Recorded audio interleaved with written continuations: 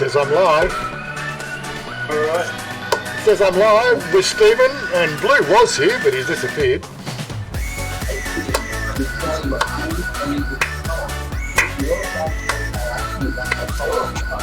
Stephen's trying to find the channel.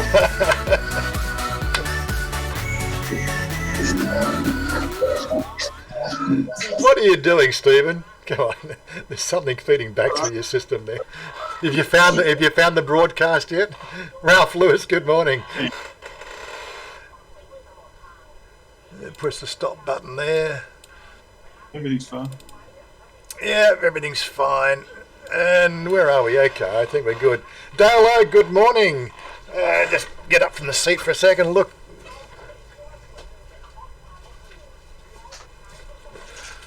The world is not going to end. The world is not going to end. There you go. My Vegemite came in yesterday. You won't believe what I paid for this stuff. Seriously. 269 baht per jar. That's, I think I worked it out yesterday. That was $12 a jar or something like that. Some sort of oh my God. I think I've still got the thing on my phone here. Where is it? Go to converter. Yeah, it's $13.41 a jar, 220 gram jar, $13.41, right? Australian dollars. This is the second one, still in the bubble wrap. But yeah, the world is not going to end. And let's move the microphone a little bit further. Yep, there we go. So, I don't know what well, it says I've got 0 viewers again. Typically, Streamlabs telling me, actually, not why the viewers, why was it saying that? It's something that happened with YouTube. I'm not seeing any viewers. Let me go and just check something out before we get too wrapped up here. It's what? Oggy, good morning. Sorry, we got Oggy here, we got Stephen here, Blues Inc was here, but he's disappeared again. Where is I'm not even seeing a link to my own stream out at the moment. Oh, there it is there. And of course that's going to get a double feedback in a second. I'm not even good. There we go. I'm watching you stream. Yeah, but I'm not getting a viewer count. I don't see any viewer counts coming through. I don't count. No, but I'm not seeing the viewer count. I can't see how many viewers are actually on the live stream. What's going on there? We've got no idea who's watching, and I'm sort of seeing the same results here on... anyway, so we got no idea the numbers. I watched a couple of streams this morning, the same thing. I'm going, what the hell's going on there with YouTube? Just getting a drink. Okay, Stephen's off to get a drink. Johnny Siam, good morning. Ralph Lewis, good morning. Says 21. Oh, okay, so I can't see the numbers. It's not coming through on my system here. Very, very weird. But as I said, we'll have to keep it. Ralph, you'll have to stick around for the whole thing and tell me how many people are there. Must be to do with some bug on YouTube at the moment, because I didn't see all the live streams I watched this morning or tuned into for 5 minutes each. I wasn't getting any numbers. It's really weird. Yeah, it's not showing. Yeah, so again, number count on Lucky Luke's phone's not working. The numbers are on the main YouTube page. Okay, so it's on the main YouTube page, is it? That's a bit strange. Just let me go back a page. I don't know how you sort of... 25 watching now. But I'm not seeing it anywhere. Hello? Yeah, still here. Still here, Stephen. Trying to work out what's going on and why we can't see numbers. It's again a change that made on YouTube that they're intended to stuff us up. I'm seeing my standard YouTube page with I'm not full screen. It's obviously it's geographical. 25 watching now, started streaming 4 yeah, minutes ago. It's geographical. It's unless of course I VPN it, but of course if I try to go to the VPN I would then disappear and lose the stream altogether. Yeah, so all I'm getting started 4 minutes ago. I'm getting no numbers apart from I got 3 likes. What's this? 3 likes? Seriously, got to do better than that. I have to like my own video. Anyway, I'm getting sidetracked as usual. Let's hit it off with. We've got a whole bunch of things we can talk about today. Oh my god! But let's sort of do a quick channel roundup of everything that's Thailand at the moment. This is what we're about. What's the news in Thailand? Let's see what all the vloggers are talking about. The news in Thailand as it stands today. And I will get off the screen here and minimise myself. And there we go, so we can see everything. Do more life. Okay, he's still running his stream. He's running late. He usually finishes by my time. Warren Gertie's, what did he do? He's done a couple of videos there, so we've got a live stream going now. See, even there, I'm not seeing numbers. If we go and have a look at there, of course, that's going to then sort of go. See, I'm not even there. I'm not seeing numbers on that stream. I've got 10 started 5 minutes ago. Where's the numbers? The bloody ad, of course. Let's get rid of the ad. Oh, really? They must think my videos are worth putting ads on in front. Seriously. I've set up to non-skippable ads, no non-skippable ads, yet for some reason I'm getting non-skippable ads. They're totally ignoring. Really? I can't even get the thing. There we go. I had to go 6 times to get rid of the ad. Can't believe that shit. And believe me, I've turned off non-skippable ads, yet they still insist on putting skippable ads on. Yeah, don't forget the Discord link. There you go. Of course, I can't. I can't copy and paste. This is my viewing channel. But yeah, there's no numbers showing up there. Anyway, let's go back to where were we? I have to close and open again. Where are we? Strange days indeed. Anyway, that's me. I did a couple of videos to put out this week. I got another one in the box. So this the Jester Ride. That was from a Sunday week ago. With the Tuesday night. This is life in quarantine. The Coconut Garden, which was done from a video from. When was that? What was? Wasn't last Wednesday. That was Wednesday a week ago. So the Joker that sort of wanted to have a piece about the quarantine issue. Well. Just look at the dates that they're recorded on. I date every video, you mindless jerks. Really. We've got our thing today. Of course, there's another one that's up in the box, which I'll release after this video. We've got another one in the can. So we'll be doing more smaller videos because there's not much we can really do, unfortunately. But yeah, so the Coconut Garden, that's the last of our cafe bistro visits for the foreseeable future. It's just going to be just basically life around soy 106 for the next few weeks. John Welsh, good morning. Yes, we're doing good. Life seems to be sort of getting on. Yeah, internet's slower because everybody's home. That's the lovely internet you've got in Australia. Anyway, Colin did another 360 wander around. I'm not even going to sort of try to pronounce that name. Guanyin Buddha Vista Temple down in Thailand. COVID-19 in Thailand. How I am isolating my family, right? And of course, unbelievable beauty at Queen Seret Botanical Gardens. I want to get out there at some stage. I want to check that out. Thai with Sarah, what has she done this week? Let's just quickly run through them. Come on. I said videos. Videos? How many times do I have to... What the hell's going on there? I said videos. Okay, got a bit of a delay happening here as well. So, uploads. What's it like working with Thai employees and colleagues? It's from 5 days ago. Maggie's journey. What's her uploads? Patty is shut down due to coronavirus. 5 days ago. What else have we got? Brian's Thailand. Looks like they're still building something up there. Building seems to not be affected at the moment. No time to be sad. Trying to get back home in Essad. He's having to run the roadblocks. There's lots of roadblocks we've got going on. Inter-province transits being stopped. and checking. They're trying to sort of stem the virus spread. Although they put people on buses a week ago. It's just, let's not go there. Oh my God. Thai-tastic. What's he got here in his repertoire?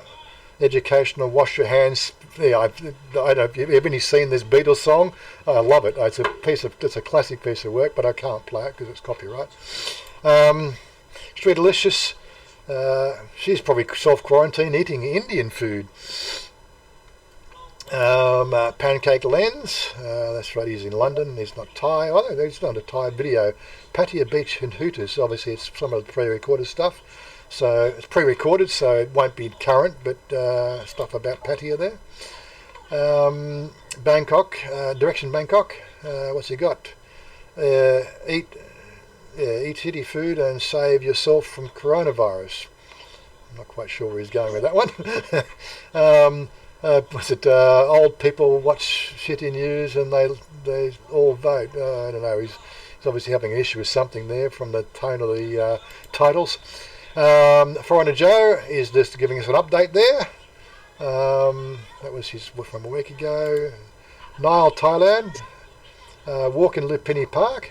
So again, Nile's not self-quarantining. He's going for park walks. But I think you've got to get out. You've got to get out and about someday. You can't sit in your house all day. You've got to get some fresh air.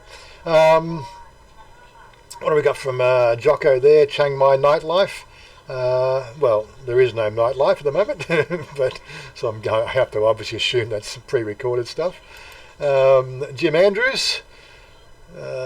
What's he got? Thailand monkey attack. Attacked by wild monkeys in Thailand. Must see. Ian Weldale, Thailand hell. Let's see. Some of these titles they're very clickbaity, aren't they? Bad Badger. What's he got going there? 2020 lockdown Thailand. What is My Adventures in Thailand? What's he got there? We've got some feedback there from Stephen. Stephen, you got feedback. You got headphones on, or you got some open mic? I don't know. Thailand street food desserts. Obviously, it's all takeaway now. Big Fat Bestie. Uploads are probably the lower. That's the last of his uploads for the wander around, because he can't really wander around and do these ones. Live Travel Asia. I think he's doing deals in South Korea. If you want to see how South Korea is dealing with the virus, check out his channel. What have we got from our mate Tim? We need to move to Summit Pakran.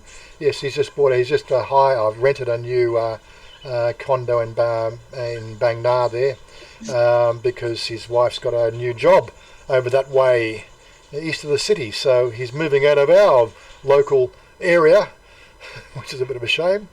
But yeah, he's got a house down in Charm, so they're going to be bouncing backwards and forwards when that all comes together in 6 months' time, when Robert moves out of his house. What have we got here? We've got a Talkback Thailand. We've got a live stream today at 5 o'clock. What have we got? Don. What's happening there, Don? LDR Canada meeting. Canada Thailand meeting Nitya at the airport. Okay, that's probably from his trips when he came over here. Aussie Thai. So we've got David. What's he got? Thailand P Masai. Okay, I'm guessing that's pre-recorded before the lockdown. Andy Wright. Well, we all know that. That's all pre-recorded from his travels over here. What is it? Thailand Adventures, extra time with Alfie and Mooch. Okay. Dan Britton. What's Dan got going on here? Where's his upload channel? Oh, no videos. Let's go that way.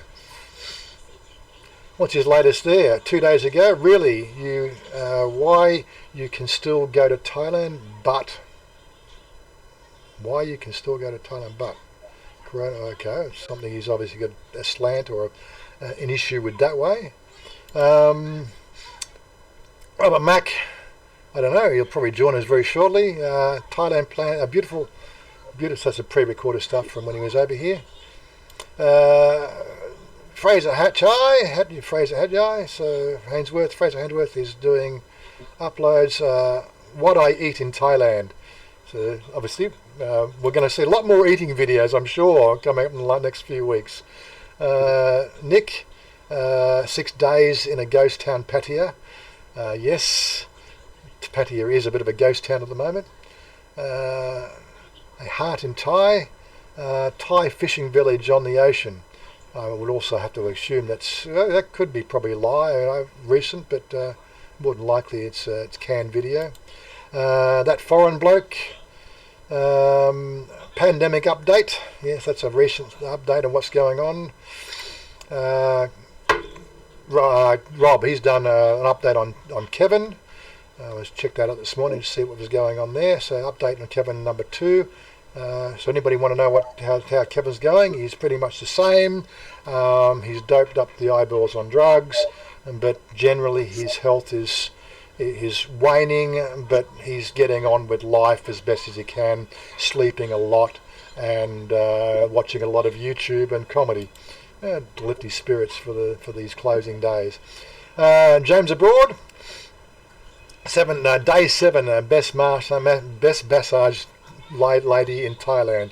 Well, unfortunately, massage houses are closed at the moment now, so that would be pre-recorded from a couple of weeks ago. And last but not least, we've got Serena, Phuket rooftops views, Katia Noi. I guess we've got a lot of rooftop views if you see at your own house. Most of those rooftop gardens and everything else and social events, they've all been closed. We can't go there anymore. Anyway, so that's the rundown for today on the channel. Okay, we got that done in 15 minutes. Oh my God. Just a quick run through. Anyway, that's the what's happening around Thailand start of the day. What else have we got going on around the world? So let's talk about what's happening with everybody else today. I'm going to have to scroll back. How are you going, Stephen? Yeah, I know he's there. Okay, well, Oggy, how are you going at the moment? Cricket. I'm doing okay. A little bored out of my skull, but it's a little intense here, but not bad. Just boring as all get out. Yeah, okay. Look, keeping the thing whole lighthearted. You've been telling me throughout the week. We've been sort of doing live streams on Twitch, and I've been updated throughout the week. But Oggy's water system collapsed at the beginning of this week, and he's been having all sorts of dramas in the house. So tell us your little adventures you've had to deal with over there. Obviously, with your lockdown and having to go to the hardware store and get all your parts to fix your fix your water supply. Oh yeah, it was interesting because Monday I went to the Home Depot, which is a big store here, and it's just everything's business as normal. I go the next morning to return some stuff. They aren't letting more than 100 people into the store, and you got to stay 6 feet apart because they'll get shut down if they allow people just to walk in. And I waited an hour in line to get into the store to return some items. It's just getting a little more intense here in the U.S. But they got to do something to put a stop to this. Yep, and you don't have a plumber's license, so how many times have you had cold showers since you put the hot water on? Because you forgot to turn the hot water on. You told me. Yeah. That had nothing to do with the plumbing. It had to do with the electrical. Yeah. Oh, the plumbing was okay. So you did the plumbing, you got the hot water system all back and running, and forgot to turn it on. Exactly. Oh well, there you go. It's like cold. Oh well, I have cold showers every day. Don't worry about it. But of course, the water over here is got a reason to have a cold shower. Well, the water's 24 to 26 degrees Celsius, so it's actually quite refreshing. It's not like over there. I think the water temperature right now would probably be 10 degrees Celsius, 50 degrees Fahrenheit or something like that. That's the temperature it was this morning, 50 degrees Fahrenheit. Like, no, thank you. Yeah. I live in Arizona because I like the heat. I don't like this. When it drops below 70, I get upset. And Stephen, you there? There's something going on in the background. I'm not quite sure what it is. I know he went away, but he's still there. His system. I think it's his alerts hitting the computer. There's something. He walked away, and something's feeding back through his open mic or something at the moment. I have to put up with it until he gets back to the desk. He'll tell us about life in Perth when he gets back. So I'm just scanning through the worried about money instead of getting ahead of it. Luckily, I was checking my portfolio last night. It's bounced back about 30% in the last 24 hours. We don't know whether it's going to hold that position on Monday, but I'm still having a hell of a time trying to get myself set up on a stock exchange at the moment. I've actually got to do a run into the embassy right now with my passport and get that like certified, or not so much certified, stamped or something by what do you call it? It's got a notary. A notary. It's got to be notarized, and then I got to mail it off to the brokerage that I'm going to be using. And of course that could take another week, and of course the recovery could be finished by then, and I won't be able to take advantage of it. I should have been thinking outside the box like that, a month ago. I don't know why I've been so slack with it. I've been retired. Stephen, okay, so we're just asking how Oggy was over there and the dramas he's been through this week. I'm going to ask you the same problem. You've been telling me about all the dramas with your school recently. So tell me about your lockdown for dramas in Perth. Come on. The lockdown, same as everywhere else. Just essential services stay open. Same shit everywhere, but it's all about the money, of course. I mean, TAFE teachers are still going to TAFE, teach English and whatever they teach. Students are going online. The shops are still open, but the pubs are all closed. What else? Restaurants are closed. So it's the same all over the world, but it's a little bit different in Australia because people are more apathetic, because we haven't got the big crowds, as I said, and we haven't got the number of deaths that have come along with that just yet, although some in Sydney. It's a little bit, until it hits you, till it comes to your front door, knocking on your front door, people tend to get apathetic with the whole thing. And so they're starting to get a little bit more alert that it can happen to them too. So it's everything in Australia usually behind the rest of the world. It takes a little bit longer for us to get on board with everything. Governments are very slow to move.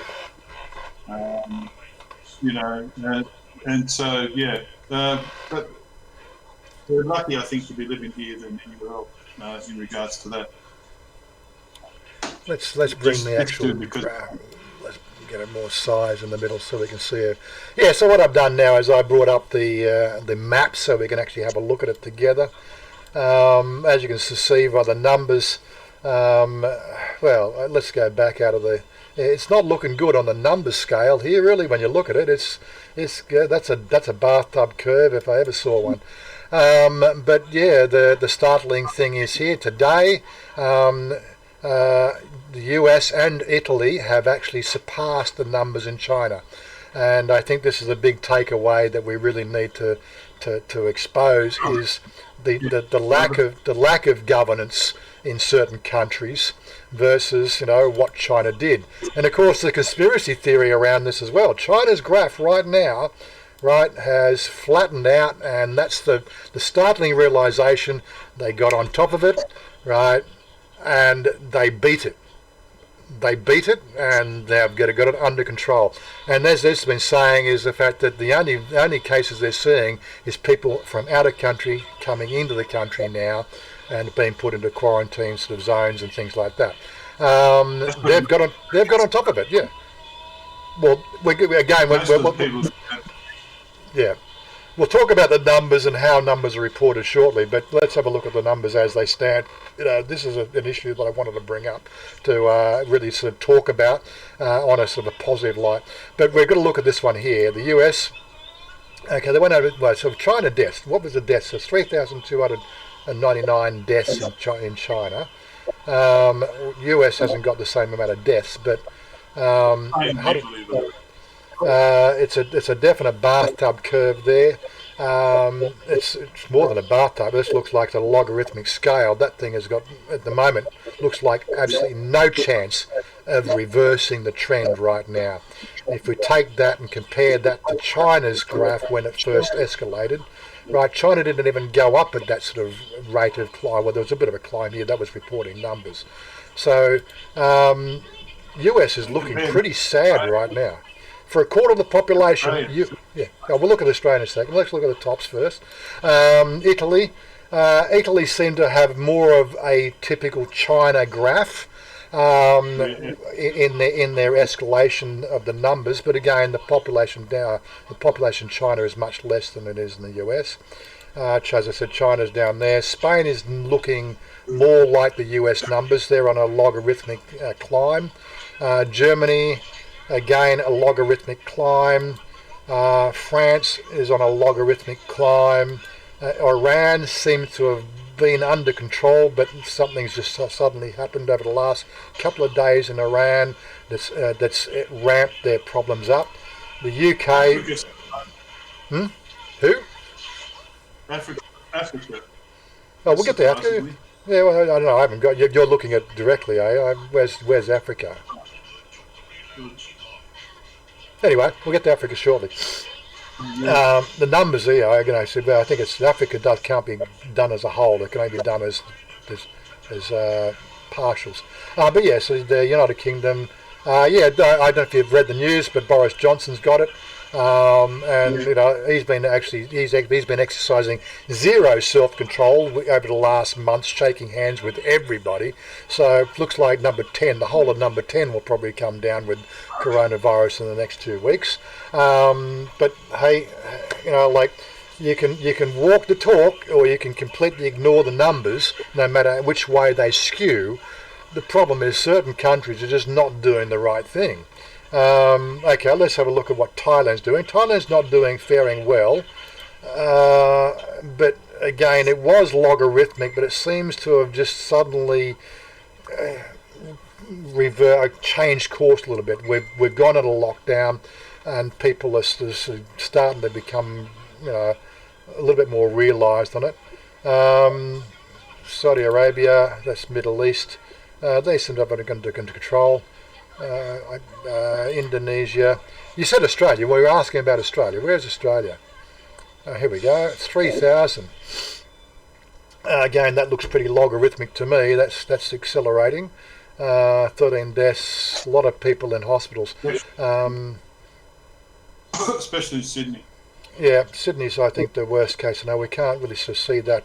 We can probably break it down. What have we got? Sydney itself. 121, Queensland 8. Yeah, so it's 1,400 in New South Wales. So one in the Northern Territory, that's pretty good there. Only 6 in South Australia.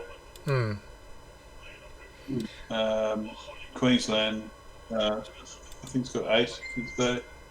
Where's Sydney? I can't see Sydney. New South Wales. I think New South Wales is having huge issues. But it's all about population density. Yeah. I didn't want to do that. I'm trying to get the link. Copy the link. Copy message. Copy the link. Copy link. Let's not use a Discord. Let's go to the link itself. Right. So one of the things one of the articles I wanted to sort of highlight this morning is there's a lot of negativity around about and all the people sort of pointing out the lies, the damn lies, statistics, reporting the stats of the COVID-19, right? And they're making a big song and dance. They're missing the big picture. Social distancing, keeping yourself confined, keeping yourself clean, and sterilising and washing your hands. you're going to stand a pretty good chance of getting through with it. We were actually talking about this earlier this week, and I was just saying, like, if you're going to design, because there's a lot of conspiracy going around. If you're going to design a virus, what would you design it for? Well, I sort of said, wouldn't you design it around to get rid of the dumb people on this planet? And then I sort of started to think outside the box, and I go, well, maybe they did. The only way you're going to catch this virus these days, or right now, the most chance is touching surfaces you don't know are sterile or clean. Touching things, all right, then touching your face, right, not keeping sort of hands sanitized, right, not helping to prevent, any possibility of you spreading the device. This is not going to stop you from catching it by breathing it in, but it's going to stop you, if you've got it, spreading it to other people, right? These are the smart things to do. Right now, smart people are going to avoid the problem because they're going to do the smart things. The dumb people in this planet, they're the problem. Right, they are totally not listening to the advice that has been mandatory, has been proven to be pretty sound compared to all the false news that's going out there. And here we have a situation, dumb people are spreading it to the elderly, right, and the people are most susceptible. And it really is a shame. People have just got to wake the hell up. That's the end of the story. I don't know. Creating these straw arguments or saying, lies, stand like, that's not the point. This is really a serious issue. It is. There is a pandemic, and it's happening before our eyes. So people naturally try to comfort themselves and say, well, it's just all lies, they're exaggerating. I'd rather have them embellish it and get us to be more vigilant than play it down and say it's all a bed of roses and we all die. I think there needs to be a sense of it. Yeah, this just needs to be a sense of reality, right? The real problem is the fact that there is something on this planet that wasn't there before October last year. Let's go along with some of the conspiracy. Before October last year, there was no possibility of this coronavirus. Something in October, November happened, which is still, we're out to lunch about. We don't care how the conspiracies are floating around with the Americans going to China and all that sort of stuff. We're not going to play that card. It's possible, but the serious issue is the fact that China realised something. They didn't know what was going on themselves. America's now fighting China over this whole issue. I've seen that they're even sort of talking about the fact that lawyers in America are now starting to file lawsuits internationally against China. What is that going to prove, guys? Really, what does that prove to anybody filing a lawsuit? Solve the problem, right? We've had viruses that affect the population since the Spanish flu 100 years ago, right? But nothing is being done to come out and design antivirals because the pharmaceutical industry don't want to create cures. They want to create customers. This is one of the things, the thinking that people don't realise, right? And this is warfare as far as I'm concerned. But it's warfare. It's nature fighting back against us and overpopulation and our ways of dealing with the way we eat meat and the way we grow meat. And as Stephen was just saying, even the way we grow vegetables now. And I'll let Stephen take the floor on that one because he's a lot more eloquent than I am about this particular situation. Go on, take the floor, Stephen. What are you on about, mate? Sorry, what do you want me to say? Oh, so as we were sort of saying before, take the floor on our overpopulation, right, and the way we farm meat and the way we farm vegetables now, right? Because it really is it's a wake up call. Just my opinion, I think, if the research is saying that these the episodes of these viruses into the future, it's going to be more frequent. And we don't know what the next strains of the viruses or future strains are going to be. And so that's a worry in itself. So there's got to be behavioural and cultural changes right across the board in terms of how we kill our animals, how we grow vegetables, because Most of the times we're growing it in manure, and everything is to avoid contamination.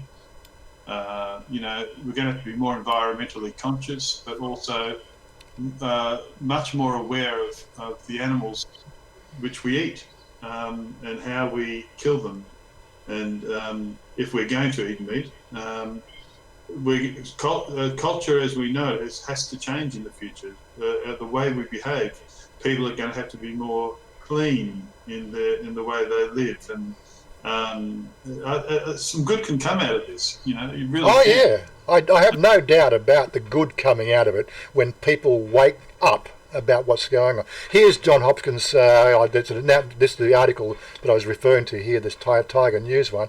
Now everybody's an expert. It seems armed with the latest statistics, even some extra time on our hands. Previously employed hotel managers now instant epidemiologists and English teachers, and discussing the comparative death rates. Right, everybody's an expert. No, they're the experts. Like I see so much on my Facebook page. Oh my God.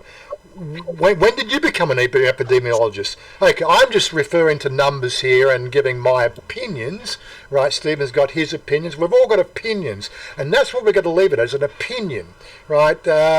We've got to feel about it. I feel we'll get through this. I'm an optimist, right? Something will happen in the next 4 weeks that'll turn around. Now, I said I've got something that I really want to talk about. What do you call it?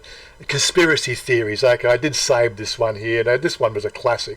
I shared it with a few of my friends who are into this conspiracy theory, and this one here came through on my Facebook this week. Now, I'm not trying to sort of be, take any sort of a racial slur on this one, but this is how it was written: the Great Chinese Stage, create a virus and an antidote. That's really point one. Spread the virus locally to see how really well you design the virus, right? I'm just adding the extra words. Demonstrate a demonstration of efficiency, building hospitals in a few days. After all, you were ready and prepared with the project, ordering the equipment, hiring the labour, water and sewage and network, and the prefabricated buildings and materials stocked in an impressive volume, right? Cause chaos in the world, starting with Europe. Quickly plaster the economy with dozens of countries, right? Stop production lines in factories in other countries, cause stock markets to fall and buy companies at bargain prices, quickly control the epidemic in your own country. After all, you were already prepared. Lower the price of commodities, including the price of oil you buy on a large scale, right? Get back to producing quickly, while the world is still at a standstill. Buy what you negotiated cheaply in the crisis and sell more expensively what is lacking in countries that have paralysed their industries. After all, you read more Confucius than Karl Marx. And of course, then he goes on before laughing. Read the book on Chinese colonials, Kuai Ling and Wang Zhai, I can't even say these names, from 1990, Unrestricted Warfare, China's Master Plan to Destroy America. On Amazon we can talk about. It's all worth pondering.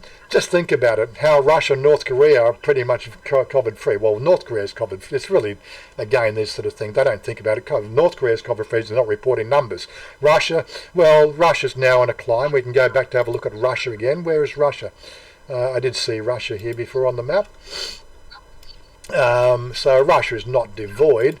We've got 1,000 cases in Russia, 4 deaths and 45 recovered. So Russia's not completely devoid. So, but of course, when this article is written or when they wrote this thing out, you never know. And that's another thing you sort of see when you're checking out Facebook. What you need to be doing is, when was that article published? Because the playing field changes every day. right? Because new data comes in. Again, coming in with the way country. This is what this article talks about. The way every country collects the data and how they're dealing with locally and the numbers they're reporting, right? Like England, unless of course you've been overseas, you pretty much can't stand in line to say, well, I've been in the house for 2 weeks. Can I have a check to see if I've got COVID-19? No, you can't even do it. They won't even give you the test because you're not at risk, right? You're not in an at-risk group. So how do you know really the real numbers of the planet, right? So everything is a bit hairy-fairy. But I do love the way this, you got to think about it. It really does sort of sound like a ploy, doesn't it? They're back working now, right? They've got on top of it. They've got a totalitarian regime, and they're back to work. That's it. It's over and done with. And Trump's trade war is just a thing of the past. Trump is going to be begging to China to get products back into the USA because USA is going to grind to a halt. You see what Trump said? Our testing, we're testing more people than anyone. we got to laugh at that. Yeah. Anyway, I'm not being turn everything into a competition. I know. You know, we're testing more than China, and we don't even know what China's testing. And he kept saying testing. No, I like your funny one about pandemic and saying the pans out. How does a pandemic pan out, Stephen? Thank you very much. That's your quote. That's my quote. Oh, sorry. Let's see how the pandemic pans out. Pad Thai. I'm trying to get under regular food. Anyway, so the next video that I've got in the box here, this one here, right? Just a typically, that's 10 minutes of us going foraging for food in the local soy. We'll do a bit of a play on that one next week, and we'll probably recap that one. But that's pretty much what our video is going to be about. What are we eating tonight? Thank God for Grab. Seriously, Grab. And what else have we got on Grab? Over here, it's pretty much on done deal over here. We've got. How come Mr. Mitch hasn't got a spinner? Because he never wanted one. Oh, did he? Okay, I was just surprised. That's all he normally has one. Just well, a good word for him. It's all right. If you want one, I can give you a spanner. It's all right. He finishes, he may get a spinner. Yeah, but I'll do it offline. I won't do it online. Because we've had trouble with doing those online. I've got to go and check the channels, make sure it's the same person and the same person in comments and everything else, and compare it to before they. I know, but as I said, we've had the issue of the cloning people and the funny names and giving the wrong spanner to the wrong people. Yeah, so you got what we're using over here. I'm using Lineman Food. Lineman Food? Right, that's one of the delivery apps, and of course Grab Food, which is the other one. So I've got my 3 favourite restaurants. I've got Shop Steaks. He delivers on Grab. We've got what's the other one that I'm using? Oh, I had a lovely meal last night. It was from. It becomes tedious, though, doesn't it? You get your food from the food grabber or whatever. Is he sanitised his hands? That's it. Yeah. Well, that's sort of as soon as you pick the food up, it comes in a plastic bag, and you put the hand sanitizer on. Yeah, my 3 first. The pizza company is one of my favourites. So we don't mind a pizza once every couple of weeks. Tuk La Di is a Thai cook-to-order restaurant, and they have a great range of food. That's a 27 baht delivery fee there, and they're 25 minutes away or 2.1 kilometres away. So when it gets here, it's yeah. But Stephen will just have a piece of me from my Thai pronunciation, but it was Gai Pat Met Macmoon. Guy Pat Met Macmoon last night, which is the chicken cashew. They did my favourite dish there. So. That was terrible. Yeah, that's okay, Stephen. That time, what does Tuk La Ti mean? Tuk La Di. What's the name? What's it mean in Thai? That's how they actually call them Tuk La Di. I don't know. I haven't actually done. D is good. D is good. Tuk La Di means maybe I'm guessing it's all right or something. Tuk, isn't it? Tuk is small, right? Tuk, so it's small, small something good.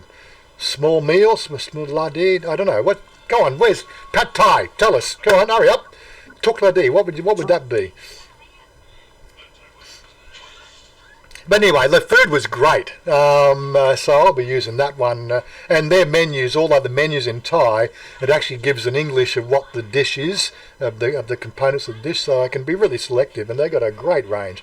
So I won't be starving anytime soon, unless of course somebody in the restaurant itself gets the virus, and they close the restaurant down. But that's what we're up to. It's basically, the only thing's changed here is the fact that I'm playing a little bit more computer games. I'm not out and about, apart from Wednesday, week ago, we went, what was it? When did we do? Well, this Wednesday, that's right, we did the house hunting. But again, Chanya just wanted to get out of the house. So we went and had a look at the house. She called up first, are they working? Yes, it's okay.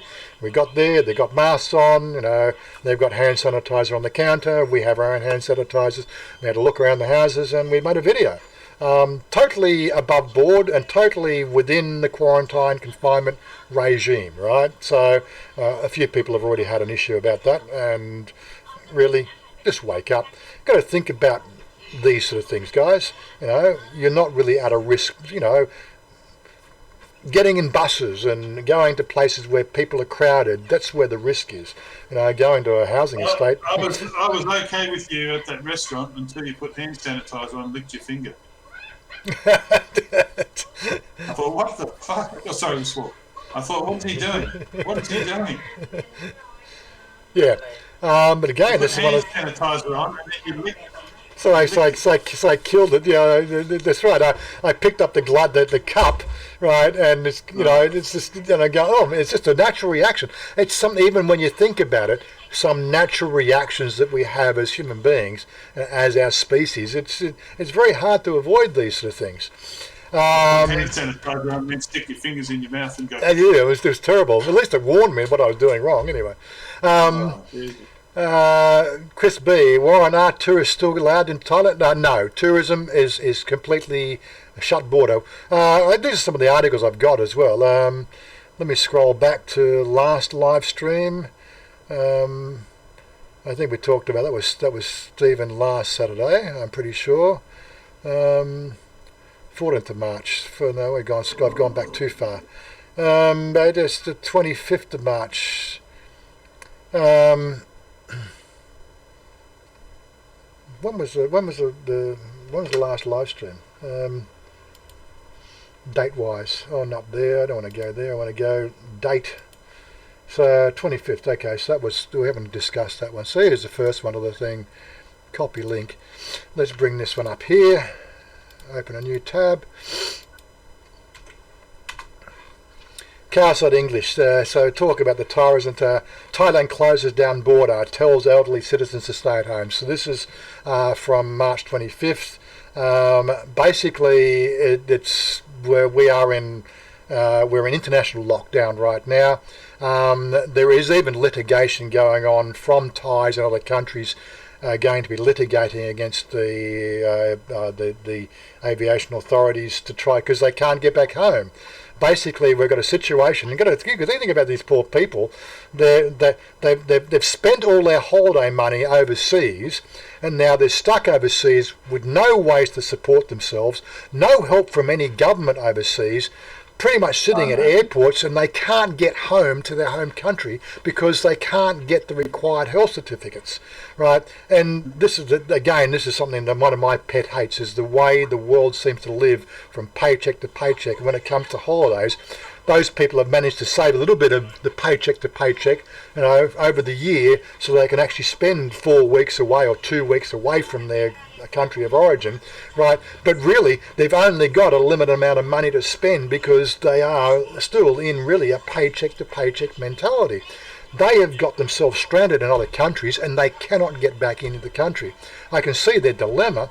What's the government over here doing about it? Oh, they've just offered Thai people 5,000 baht a month.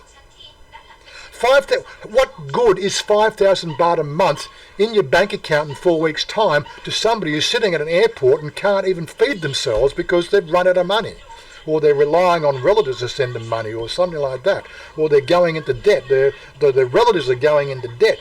Really, the world has got to think about this sort of stuff, And I know we need to do something, but there is some there is a lot of this stuff going on, and nobody's talking about it. Why aren't people talking about this sort of thing? Right? These are the dilemmas we're having to face in this world today of not the majority, the minority that need help. How do we deal with that sort of stuff?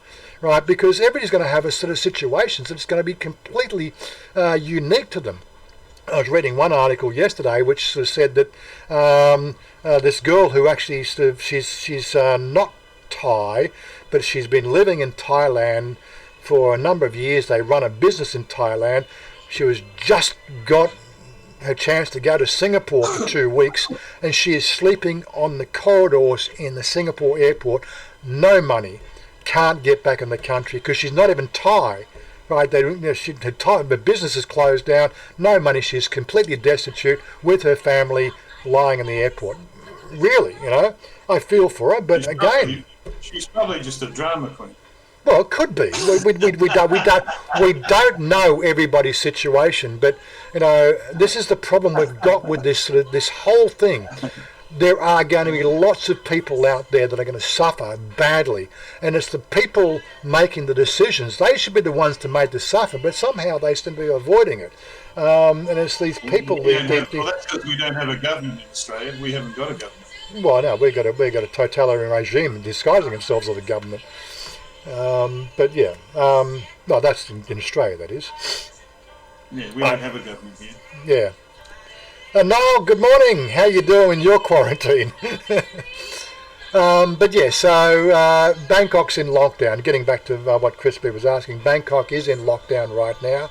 The whole of Bangkok, the whole of Thailand is in lockdown. We've actually got province border checkpoints. They're doing. If you're looking at Chuck's video, they're doing temperature checks to cross borders. They're not really. If you're running a temperature, you cannot cross the border. Pretty much if you're a foreigner, it's going to be difficult to cross the border, but if you're a foreigner travelling with the Thai, you might stand a better chance if you're in this country. So we are Bangkok locked in at the moment for the next 4 weeks. Not really a big drama. It's where most of the food is anyway. Isn't there a curfew there, Ron? No, there's no curfew, and curfews have been talked about. Haven't been introduced. I believe there was, as I said in the video yesterday, a shot which will be out tomorrow or something like that. Running canned video versus live streams is going to confuse the hell out of me. But yeah, there's been discussion of a curfew. The Prayat has said, no, we're not going to introduce a curfew. That's another measure that they will introduce, right, if things get worse. And it's going to come down to the numbers, right? And right now the numbers are looking favourable. Where we did sort of see, as I said, if we go back to the graph, right, bring that up there, there is a definite slowing down of the curve. So there, this is where all the decisions were being made when we were seeing the logarithmic climb. We seem to have got a bit more of a grip of it, right? And things are not looking like curfew time yet. But I believe Pattaya, the Pattaya governor has introduced a 6 p.m. to 8 a.m. lockout on convenience stores. I think I did come across that article yesterday. I'd have to sort of look at Tiger, see if there's see if there's something there. So when does Pattaya go from red light to green light? Well, that's a good question. Yeah, it's 5 days ago, 1 week ago, 2 weeks ago. To reopen. Green light's back on in the red light district. You're right. Let's have a look at Thailand news. I'm not sort of seeing anything. So again, their website always seems to be slower than their tweets. I don't know what's going on there. I'd have to go and look at my Twitter to find out what the latest from Tiger. It's one of those sort of things. I think there's a lot of proofreading goes on before the articles go live. They tweet everything first in a sterile environment. But yeah, so as I said, the borders are closed right now, only special circumstances. And what's it to say, if you've got diplomatic immunity. So technically, Boris Johnson could get on a plane tomorrow, he could come to Thailand and walk through the border. Think about that. Think about that for a second. There should be no immunity, right? Or there should be no diplomatic immunity. If you're going to lock down, you're going to lock down, guys, right? Really. Anyway, what is good? So just checking what. Wondering if Wazza's got a plan for the next social distancing gathering. Well, as I said, this is why we talk about. We are gathering. We are gathering regularly. There's 2 gatherings I am part of. We've got our meetup group. Now we've got in our meetup group online. Was it Jerry? He's been doing a 2 p.m. social call into another group that they've created online, which is a video link up, like you do with Hangouts and like you do with Facebook. We're doing that online. So between 2 o'clock to 3 o'clock every afternoon, we've got a social gathering there, video to video hookup for people who can do that stuff.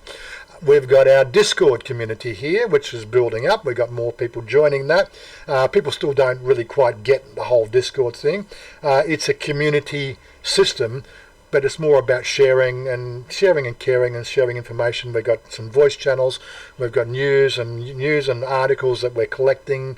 Light-hearted stuff. We'll get to the funny stuff in a minute. So that's my community building. We've got our community here on the live stream every Saturday. We'll be doing more live streams throughout the next 3 to 4 weeks, just randomly. As soon as I can work out how to get my boyu. Right, let me go to our big screen there. It's a large screen, so as soon as I can work out how to hook this thing, okay, I can plug this into that, right? But I can't mount that to that and that. It's like a Lego set that it's got all the wrong parts, which is just driving the hell out of me. So I need to be able to mount. Not so much that. It's my phone rig, because this is actually. I know, this looks like something you eat. But unfortunately, I need to mount this to my camera, the phone, because I've been doing the live streams from the phone, you see, because I can't live stream from the Sony. So although that plugs in quite nicely into that, right, I can't mount the 2 things together, which is being a pain in the ass. And I need to come up with a mounting system for this. And of course, that requires me to go down the hardware store. Although we still can travel to necessities. I don't know whether that really constitutes a necessity, but it's a risk factor you have to take into consideration. I've been looking around the house. Maybe if I just get some what do you call it, zip ties, I could probably tie it to something. But again, this is the challenges I've got right now, is how to mount that to that, so that I can actually have the 2 together. The only thing I've got at the moment is when I do the live streams, I've got to remember to plug my labial mic, so that at least I'm mic'd up, because that's the only thing that really helps with the audio. Mobile phones just don't do long distance audio. They're not designed. They're mobile phones. They're designed to talk like this. They're not designed to record like that. So I've got to come up with a solution to that one. Like this, I can't plug this microphone into my phone, unfortunately, because you might have to get a Nokia 2.3. You might have to get Nokia 2.3, yeah.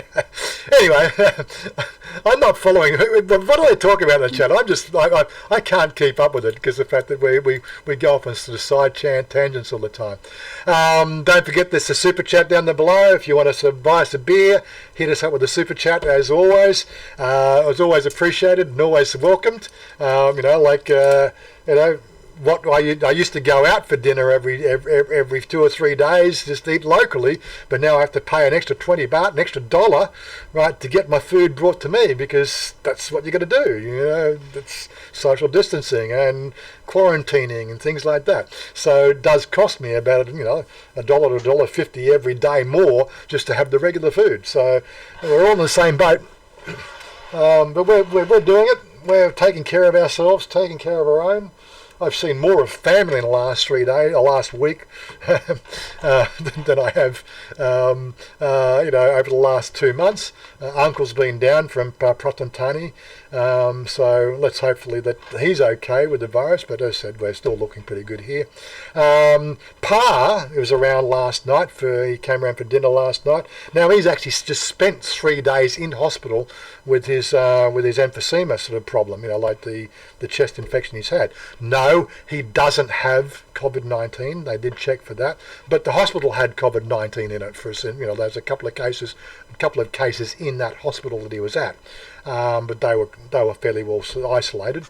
But you just never know what diseases are running around hospitals, and he's been in a hospital for 3 days, a public hospital for 3 days, which is a concern for us. So as soon as he was there, hi Pa, I weighed him, and then I finished my meal, and we didn't touch. And then of course I went straight up. Hospitals are a hotbed. Hospitals are a hotbed, exactly. Yes.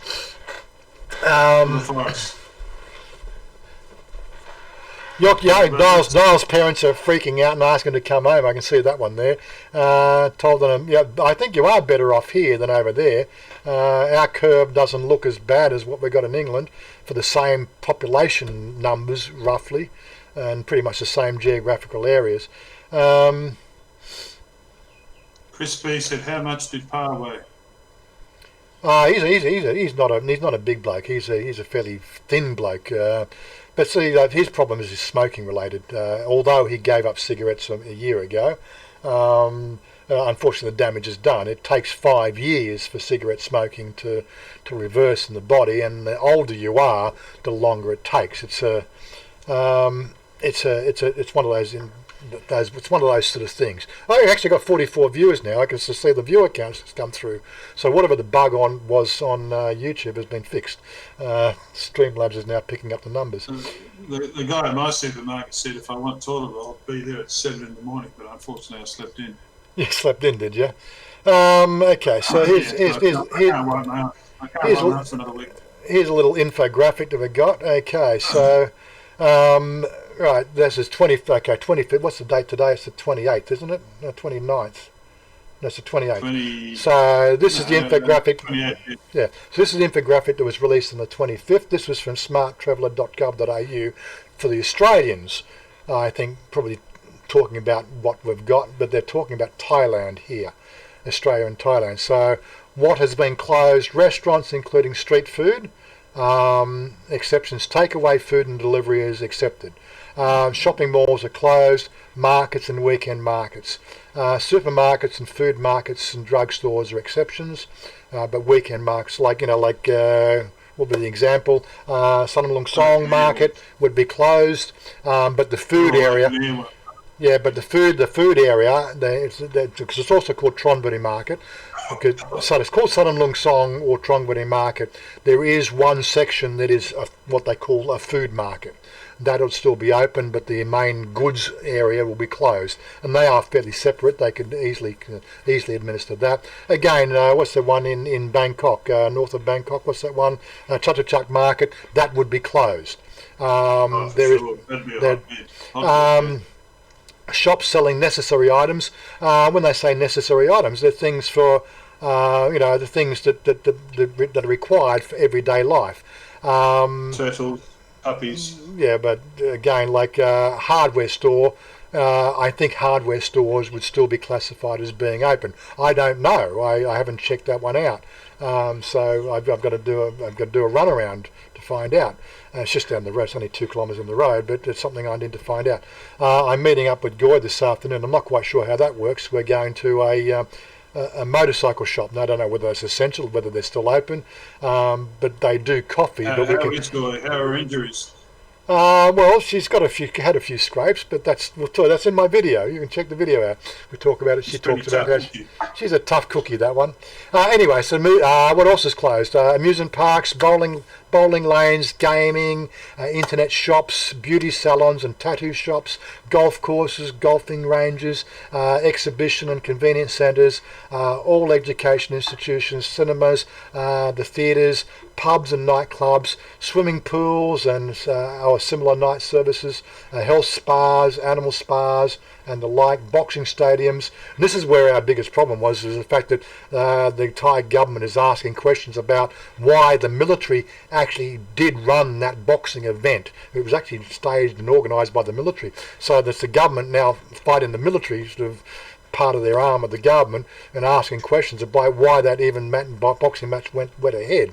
Boxing schools are closed, sports stadiums and gyms. So that's pretty much the thing. What is still open? Banks and financial institutions are still open. Hotels and hostels are still open, but exercise social distancing. Petrol stations, they're essential. Delivery services, government agencies, ATMs, hospitals, clinics and pharmacies, factories and social services. Right? It doesn't actually mention hardware stores. But yeah, again, whether that's classified as essential, we won't know. Please note, no curfew. That was on the 25th. As far as I know, there's still no curfew going on. This is subject, this will be right through to April 30th. All Thais have been notified either by mail or by different methods about I saw the circular that came out for Chanya. Everybody's been told, area enacted the entire country, be cautious, these are illegal. Gatherings, protests, sharing fake news about COVID-19. So, there is a lot of stuff going on here in Thailand regarding that. Moving right along, so we've talked about the dam, we've talked about that. What was the other thing? Chris B said now 14 dead in Australia. So that was a new figure. Death toll just went to 14. Did it? How quickly does this thing here update? I don't know. So we're in the thousands, aren't we? Where's Australia? Thai said you didn't peck your past cheeks, Warren. That's so un-European. That's right. It's so un-European.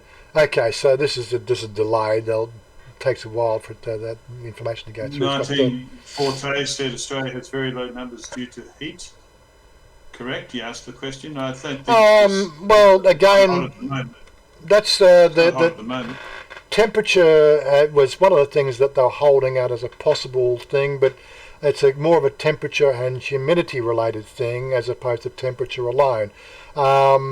I actually sort of read something that's, again, there's so much stuff out there, but one epidemiologist was on there and made a video stating the fact that there is one way to kill the virus, right, and that is saunas. Doing a 15-minute sit in a sauna will kill the virus because you're breathing in that superheated heat. Right, this virus will die at 57 degrees. It kills it. 57 degrees Celsius kills this virus. That is undisputable. So how do you get your body internal temperature to 57 degrees Celsius? See, our nasal cavity and our trachea, our nasal cavity and our trachea is actually the coldest part of our body because we breathe through it. When I say we breathe through it, you're breathing in cold air, and you've got what they call that process of moisture cooling down. What they call what's the terminology for wind chill? You actually get a wind chill effect in your nasal cavity, which is where the virus starts and breeds. So not everybody can get to a sauna because saunas are all closed down, but they're probably the best thing to kill the virus for anybody who's got it. If you've got your own personal home sauna, you're going to be good. 15 minutes a day in that home sauna will probably arrest any possibility of the virus getting through. But he did sort of say anybody can do it. All I need to do is grab a normal female hairdryer, right, and sit there for 15 minutes at its hottest temperature, breathing in that hot superheated air. Now you can withstand that for 15 minutes, but that will superheat the nasal cavity and any of the thing there. Now I believe that is one possible false paradigm, but it was from an epidemiologist, right? He was verified as an epidemiologist. He has qualifications, but again, we don't know. There's got to be clinical studies. But again, if you can't get in, if you can't get out, it's no harm in trying. The virus does not survive at 57 degrees Celsius. It will kill it. Right, 1,700 deaths in the USA, according to Mr. Mitch. 1,700 deaths in the USA. 70, yeah. So where are we? So we're 1,700. 706. Yep.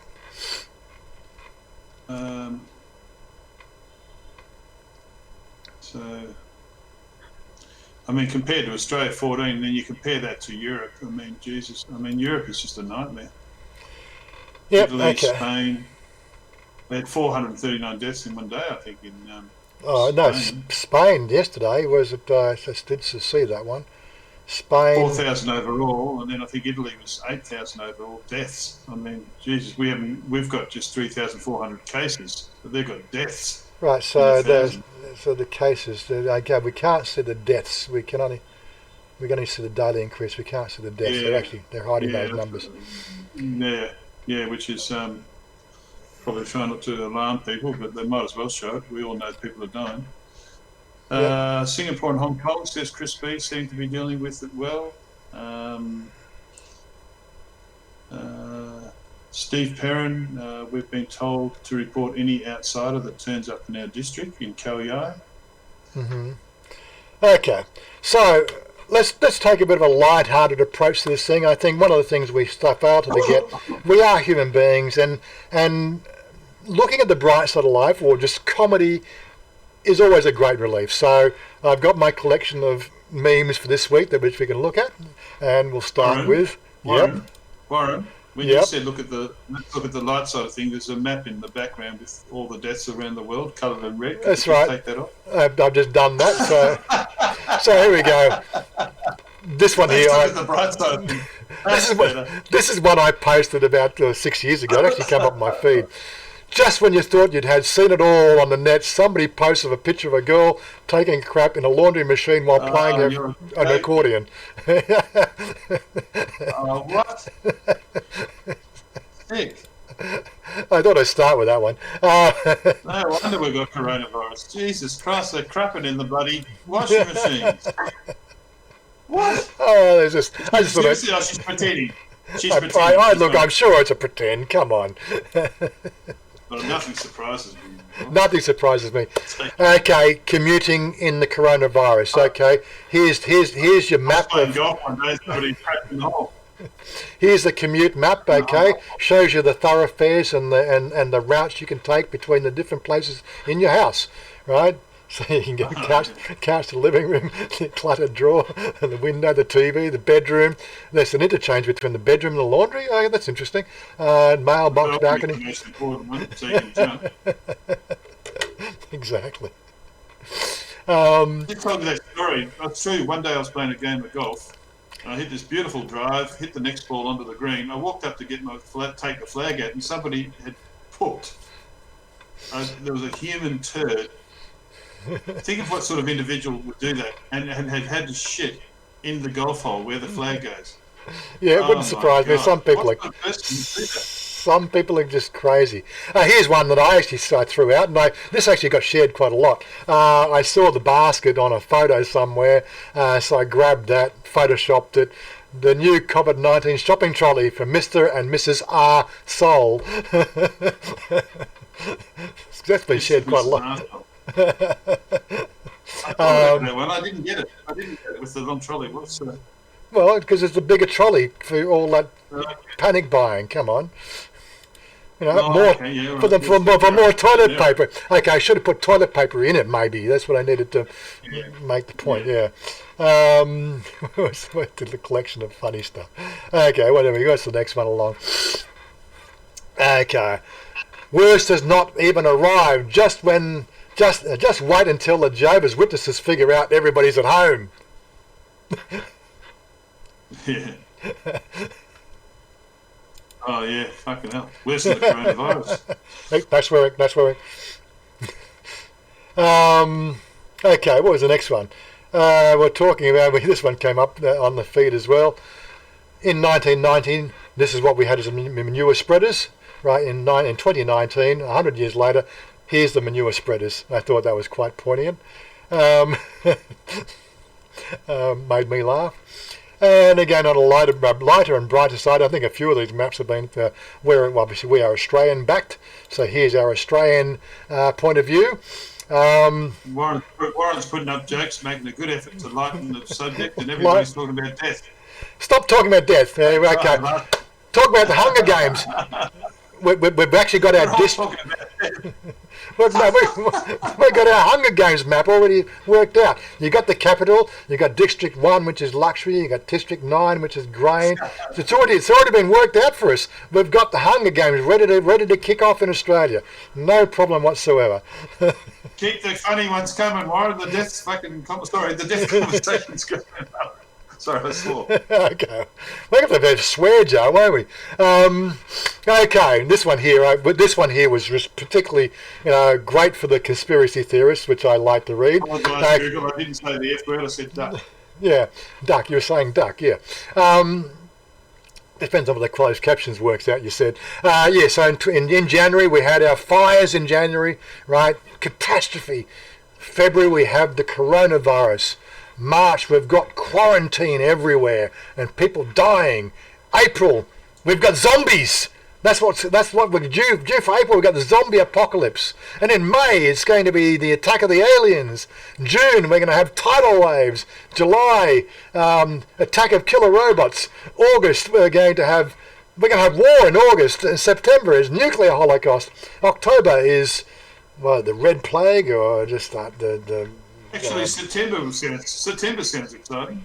Yeah, October looks better. I don't know. This looks like the 28 days later.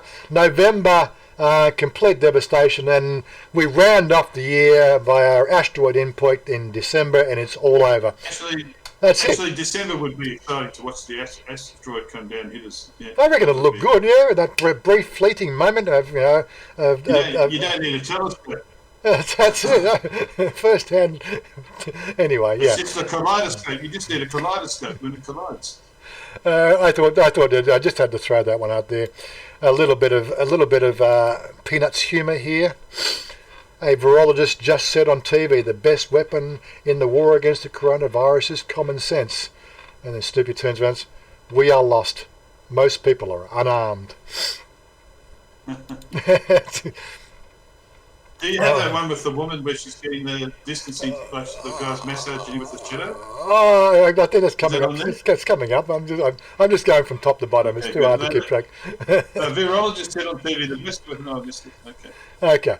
This one here. So an infographic. Yes. No.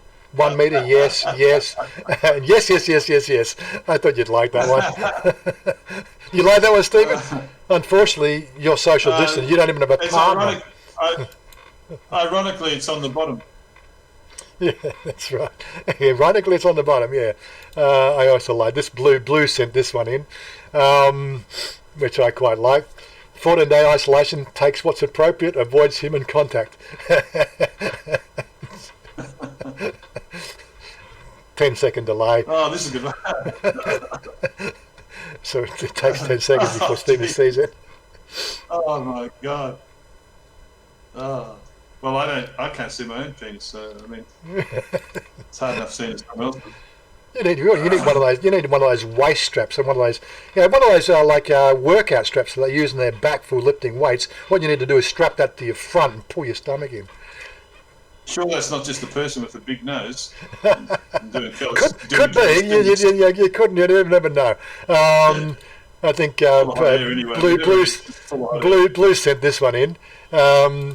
And of course, you're quite welcome to come and join our Discord, and funny ones, just come and just drop them in. We'll do our little funny segment.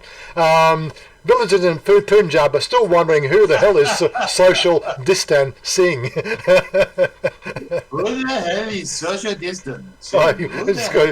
Of course, Stephen has to do the accent. I can't do accents. Who the hell is it? Who the hell is it? I'm telling you, I don't know who the hell it is. It's social distancing. Who is it? Here's one. Here's another one. Okay, 2009. I know a bad Indian accent against all South African. I don't know what happens there. A lot of people have probably already seen these, but 2019, that was considered a lazy bastard. In 2030, you're now considered a responsible adult.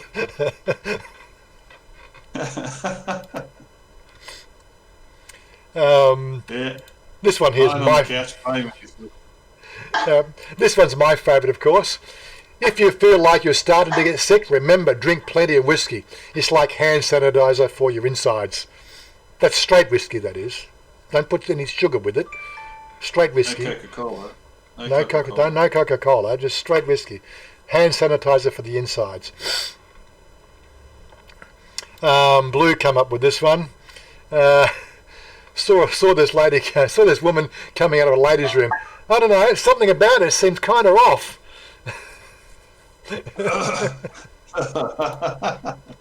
That's not a lady for starters, it's a man. Well, it could be, I don't know, it's hard to tell, isn't it? A woman couldn't be that ugly, could they? Saw this woman coming out of the ladies' room. I don't know, something about her seemed kind of off. Yeah, sort of just something, the bra's not fitting properly. No. Here we go, a little bit of a dig at Trump. Trump care. There's a lot of good Trump memes around. There's a lot of good this one here, Trump care, everyone will be covered. Oh, that's sick. That's sick, get it? That's sick. That is sick, yeah. And the next one here, this one caught my eye. I actually had to explain it to Oggy because he didn't know what 20 silk cut was. Right, day 5, social isolation restrictions. How about popping upstairs and putting on that nurse's uniform? Frisky, you got something in mind? I want you to drive down to Asda and get me 20 silk cut and a bottle of Johnny Walker without getting fined. I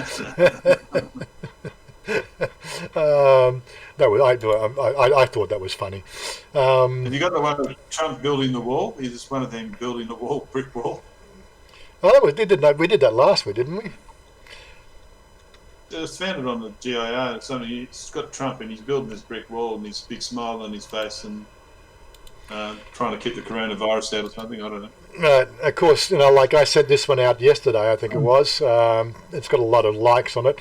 But then, of course, somebody had to pull me up on my spelling. I had to tell them, I'm sorry, Photoshop doesn't have a spell check, and I spelled fetish with 2 T's. But I thought that was a classic, when fetish becomes a COVID-19 fascist statement. Look at the lady in the corner smiling, looking over at her smiling. Yeah, and the guy behind the fetish, he's pulling a face. He didn't know what to expect on that one.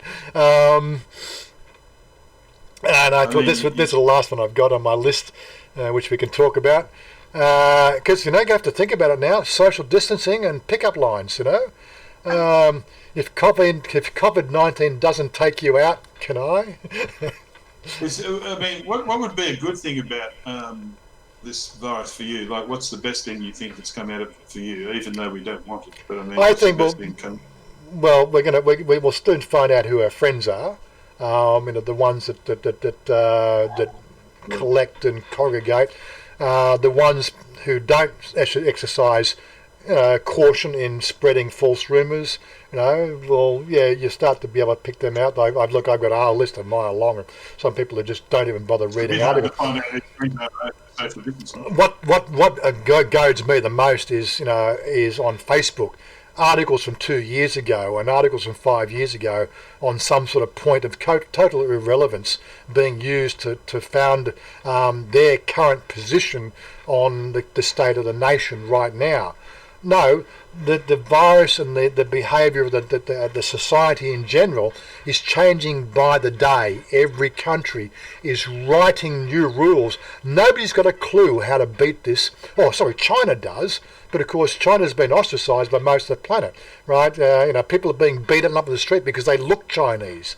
And it's just it behoves me how people sort of get so xenophobic when it comes to the fact that I'm sorry, China did something right, they did something wrong, and they did something right, and they got under control.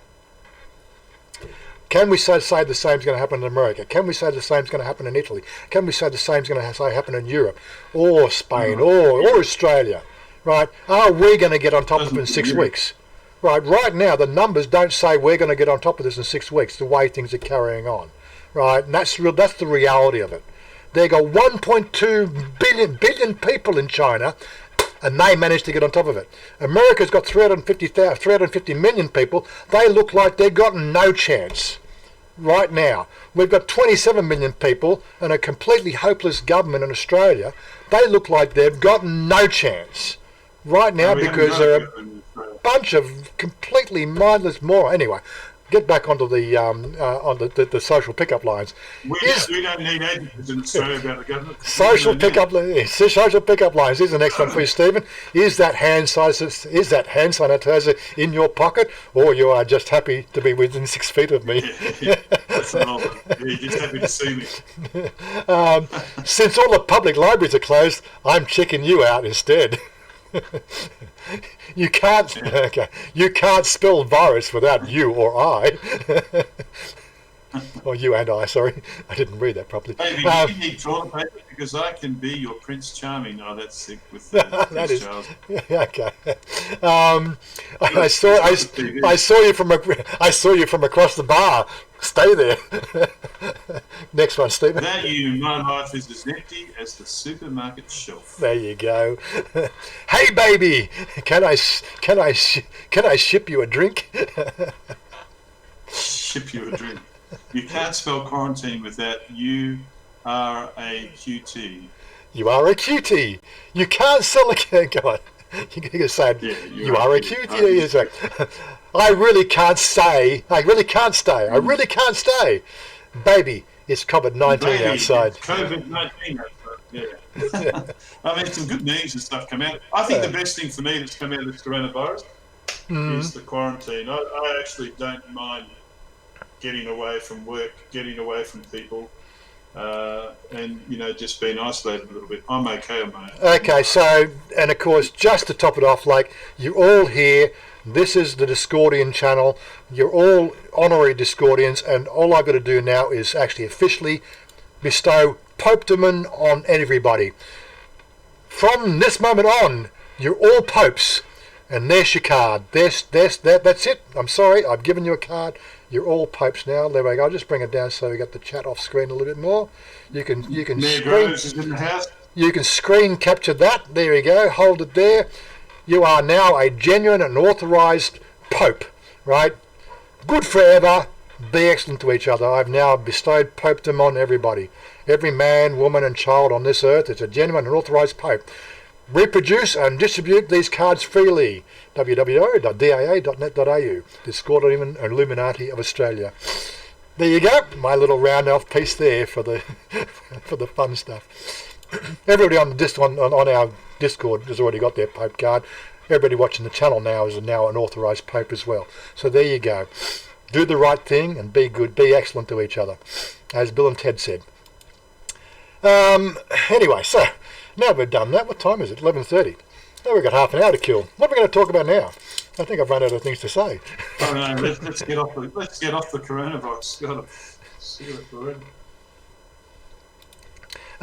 Well, you didn't show your Thai videos. What's been happening on the Thai videos?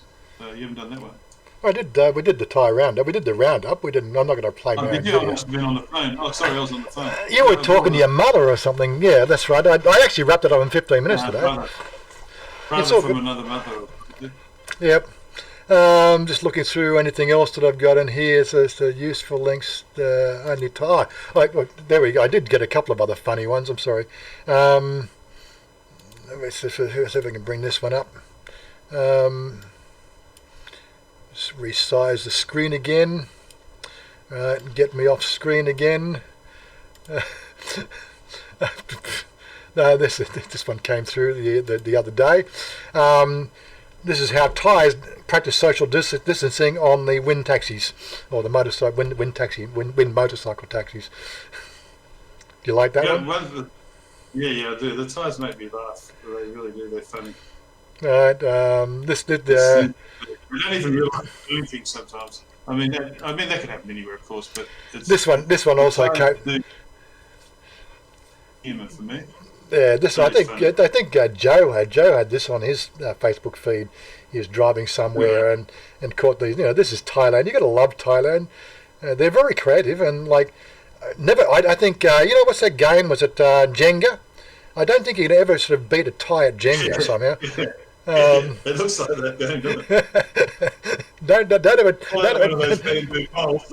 don't ever challenge a Thai to play Jenga.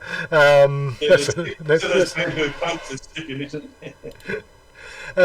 What else have we got? I know Thailand travel. Just wouldn't happen. Wouldn't happen in Australia. That you'd be pulled up within bloody seconds.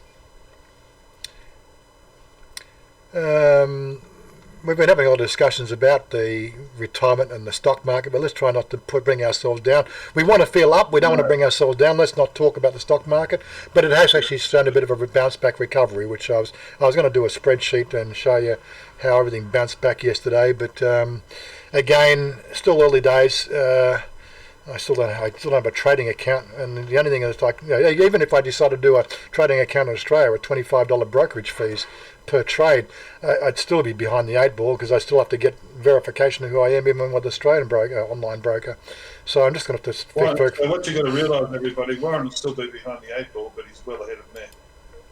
Well, I'm still coping. I haven't joined the Patia Flying Club yet. Let's put it that way. Talking to Warren about shares only made me realise how poor I really was. I'm not rich. But yeah, so I'm not ready to jump to join the Patia Flying Club, and I think Tom Best, I was chatting with him last night, putting on his Facebook, not sort of chatting, but we're commenting on his Facebook feed last night on something he put out. He's bringing out doing a new thing for his live streams. He's going to join the pack.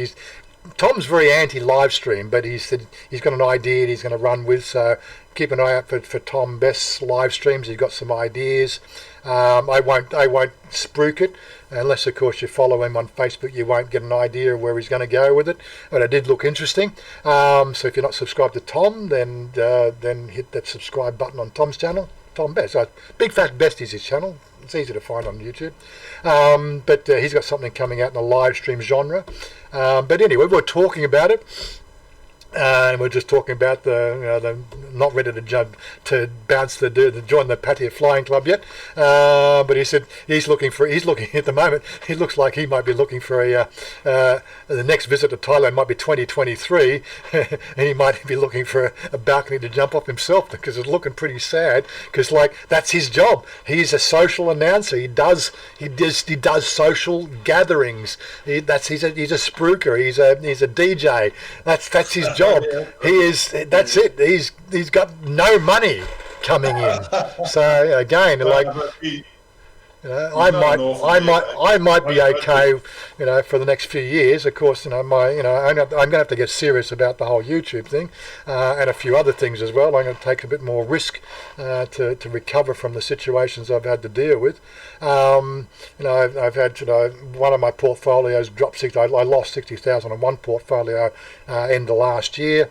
I lost. I said that with this COVID-19 thing, I'd lost 100,000, but it's actually just gained 30,000. Well, it's gained 25,000 in the last 24 hours. So things are looking up there. But again, I want to get on. I'd like to buy now, but I don't have a trading account. I should have thought about this again. Hindsight's a wonderful thing, but I've got some ready cash. I could throw $50,000 in now and probably turn that into $100,000 over the next 6 to 8 weeks. Warren's got rich people's problems. No, I don't. I've got a risk quarantine, right, and go into the embassy to get what they call the side. What do they call it again? Notarized. I got to get a photo of my passport page notarized by a notary, and then ship that off to America somewhere, so that they'll actually I think it's got to be sent to Australia, because they've got an Australian division.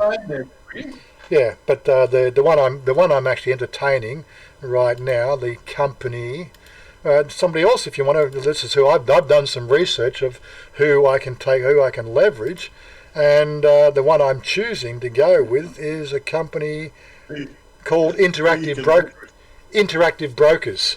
Online, they'll let you trade on the US exchanges and other international exchanges, and on the Australian exchanges.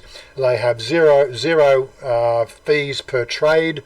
So they're using the US. It's a US-based company, but they do have an Australian-based division, which allows me to join in and think. But I've got to send them details, all my tax details and everything else to say, this is who I am, I'm an Australian citizen, or this is my Australian address, this is my Australian postal address, this is my passport, blah, blah, blah, then they'll turn my account on.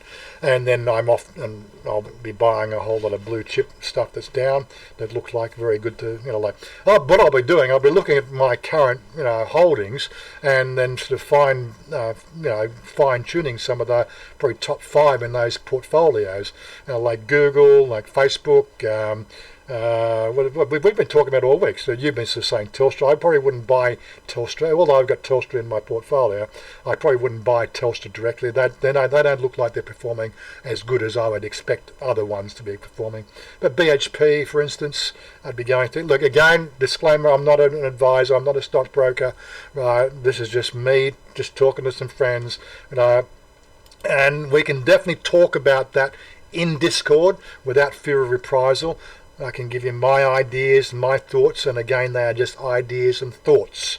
Right? I am not a financial advisor, but if you want to talk about it, join us. Let's have a discussion. We've got Richard there. He's into Bitcoin. He's a Bitcoin miner. He hasn't actually joined the actual voice channel for a couple of weeks, but we've been discussing things one-to-one about Bitcoin and stuff like that, because he still wants to come over and set up his mining over here.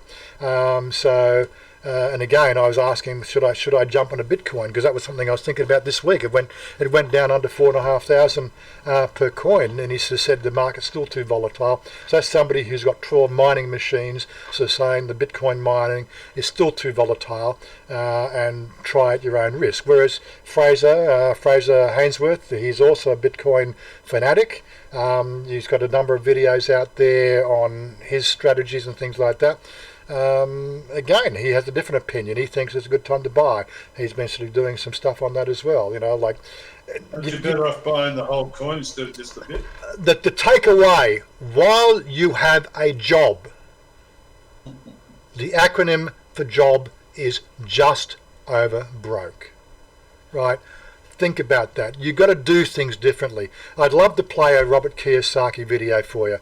I should actually probably go and find it again. Actually, I think I sent it to you, didn't I? Let me sort of put the link up there. Yeah, I think so, yeah. Seriously, this is something from 10, 15 years ago. I read Rich Dad Poor Dad in '97. You got to read the right books. You got to put the right stuff in your head. Where's our message on Facebook? Stephen Monash. I'm pretty sure I sent it to you, didn't I? Where's that link? A long time ago, yeah. A few days ago. So let's go there. Yeah.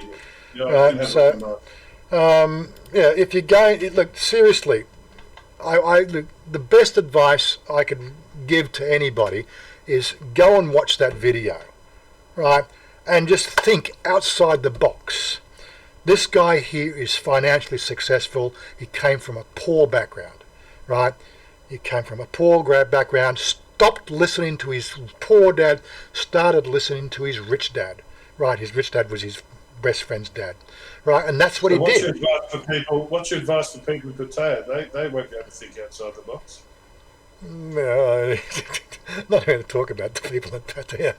There's some nice people in Pattaya, there's nice friends in Pattaya, but yeah. No, but how do they think outside of the box? They think outside. I'm not following the actual train of thought there, but yes, you are. Just outside of the box in Pattaya. It's Dowlow's not looking at his portfolio for the next 6 months. Yeah, well, it makes you. Well, unfortunately, you can't walk away from the reality of the situation. But I think you need to really look at the overall. Right, look at the 10-year trend. Look at history trends. We could do it. Like I don't mind sort of doing some Yahoo stuff now. If you want to do it, let's talk about stocks. Let's take it in a different direction. We're going to think about sort of helping people make better decisions. Let me get off the screen here. Let me reduce it down so we got the chat off the side there. Right, and oh, come on, I can't grab the damn thing properly. Right, so there we go. We've got a pretty good view there. Thanks, Darlo. You got stocks in toilet. Buy 1,000 BSP shares on me. Well, let's have a look at that one. Let's start. Yahoo, Yahoo Finance. As you see, it's in my hot list. I do use Yahoo Finance as one of the things that gives me a bit of an insight of what's going on. So let's have a look at. Let's have a look at the S&P 500 first. That's a daily trade, but never look at dailies. Right, my advice, right, my suggestion, let's have a look at it. First go to year to date. Well, not year to date, sort of 1 year, 1 year trend, right? Have a look at 12 months. What does it look like over 12 months? The coronavirus. You need to look at that. Look at the dips over the year. Like, you've got to think about what's happening at these times. Right, in the world, if you go back through the last 12 months, you'll find this is probably Trump's war with China. Trump also saying something bad against China. Trump and his open big mouth. You probably match these sort of things up with things that Trump have said in America, right? And we've had sort of gradual climbs. But then, of course, go and look at the max. Max is also an interesting point. Right, so over here now we're going to look about it. Right, so this is the S&P 500. Look at the size of that dip, right, over 2008, 2009. It's about the same size now as it was then. So, unfortunately, the one thing that I don't like about this chart, it doesn't let me do sort of sectional. Like I can't choose between different things and look at the size of those dips. Right, so effectively we lost more market value from the 2008 crash. Right, what we've got now is we've got to panic on. The value of the stocks, right, are the same as they were a month and a half ago. Nothing's changed. Okay, some businesses have had this sort of slowdown in production, or they've had to change production techniques. Some entertainment industries are going to lose out. Like, okay, so what's an entertainment industry? Look, Netflix. You've got to think about how the world, I think Netflix Inc., how the world functions. Right now, Netflix is, has been on a good, on a daily trade. Let's look at the year to date, right? So, year to date, okay, so Netflix suffered, they suffered a little bit when the news about the virus, but then of course there were some scares going on because of what Trump was saying. This is when Trump was really sort of being mounted, but again, they've recovered. Netflix is probably not a good option to buy right now, right, because they've already done their recovery. Whereas BHP, so we were looking at BHP Australia, BHP Group on the ASX. Now, BHP is definitely, so if you look at the yearly, right, there's been a recovery, but what we've got to look at, BHP will be back here as it was the 12th of February. BHP are still in business. They are still producing steel. They are still a valid business. They are a blue chip, right? There's nothing wrong with them. You could be now buying at $29.03 per share, right, and they will be $38.54 within 4 to 6 weeks. You will make in that time. You will make that much money. You will make That's 29, 30. You will make 30% on buying shares right now if you bought BHP and BHP alone. But you need to diversify. Diversification comes, of course, what they call, so I trade at the moment, or that's my policies. I'm in sort of what they call mutual. They're not mutual funds. They're baskets. I think Australian markets call them baskets, or the colonial investments call them baskets. But they are groups of funds. They're like in America they call them EFTs. Right? They're a collection of business groups. That's and they're a safer hedging because you're across a number of different markets. But again, so if you look at the Dow now, what have we got for the Dow? Oh, come on, year to date. So the Dow is looking better for. Warren, What? Stuck in Florida says if there's any business you want to collapse, let me know and I'll invest in it, and it will be guaranteed to happen. Oh, right, yeah. Okay, it's fair enough. Look, again, doing this stuff, this is how you break the cycle, right now. There's some stuff on. If I look through some history, like if you don't know it, like I was going to try to get a collection of stuff, and there's one channel I was looking at. So if I go to my YouTube history, YouTube, I'm getting really. I don't like to be this transparent with people, but I want to help people, right? So I thought, well, if I'm going to sort of talk about it, let's talk about things like talk about stock exchanges and stock markets and how we can help people. So it shows you who I've been watching, videos I've been watching. I like that one for Saturday Night Fever, Saturday Night Live. I don't know if you remember Daryl and Ozzy. Loved that program. No, I'm too young. Too young. So I was looking at the E-Trade. So I can't invest in E-Trade, unfortunately. That's their channel, but there's some good advice. But this channel here, this channel looks really good. I've watched a couple of his videos. I felt that what he's talking about is sort of the way I feel about it. And so although he also has disclaimers that he's not, a financial advisor and all that sort of stuff, he's got some great ideas. If you want to change the paradigm, you need to go to where the material is, right? And he's got some great videos here, right, of how the stock market and trading and all that stuff. And like if you're going to do this, you've got to face the ups and downs, but you've got to do it sensibly and with passion, right? And where the thing, this guy started at the bottom. I think he was talking about he started with $10 per paycheck, right? When he first started, the guy is a multi-millionaire now in 10 years, right? Well, got any hair. He hasn't got any hair, but he's got, well, it's just slipped a bit down his face, that's all. Don't worry.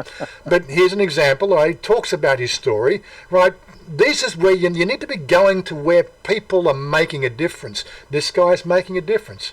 I think I haven't subscribed to his channel yet, but I've got him in my hot list. But he's almost 1 million subscribers. I think, he's getting some interesting views. How to buy stocks for beginners, that was a good views. But, if you look at a million subscribers, I actually get a better view rate from my vibe. But again, why aren't people watching these sort of things? This is the information is there and very well laid out for people who want to understand how the system works, right? But 1 million subscribers subscribe to this channel. He doesn't get 1 million views per video. People run scared from it. Don't be scared of it. The reason why people are in that job is they're too scared of the comfortable position they're in, which has now all of a sudden got uncomfortable. Or in my opinion, has got uncomfortable for people. And that's what that's the takeaway you've got to look at, is the fact that you cannot live from paycheck to paycheck. That is no way to do it. Okay, and he does talk about it. There was something, I think, on one of the videos there, which I was looking at. Now I can probably scan through to it, which was the video, that was this one here. He does use no, it wasn't that one. It was the one before it. He does use a graph. Let me see if I can find the graphs quickly through. He talked about it. I'll use this same graph. If I can find it, scan it through here. Was it there or was it there? Or it might have been another video. Okay, I should capture this stuff more and sort of give you a bit more of a clue on it. But again, I'm not a financial advisor. I'm just trying to steer people in a direction. If you want to make a difference, you've got to have to change direction, right? This is the key. Stop doing the same thing over and over and getting nowhere, right? And looking at the bank account at the end of the month and just saying, what's gone wrong? It's your paycheck. You've either got to make more money or stop buying less crap, right? Just because the guy bought a bloody Mercedes next door doesn't mean you need a bloody Ferrari to be better than him, right? Oh my God. Okay, I know I did it. I bought a sports car but I bought a sports car because I stopped smoking. I was actually saving myself $400 a month, and I looked at my bank account and I'm going, really? Wow. And I'm going, I need to go and buy myself a gift. And I thought, yeah, I'm going to go and buy a sports car. So I bought a sports car. I didn't buy an expensive sports car. I bought a sporty looking car. It's a bit of a difference, you know. It was only $28,000. But I financed a sports car, which was the finance I was paying was what I was saving on my cigarettes.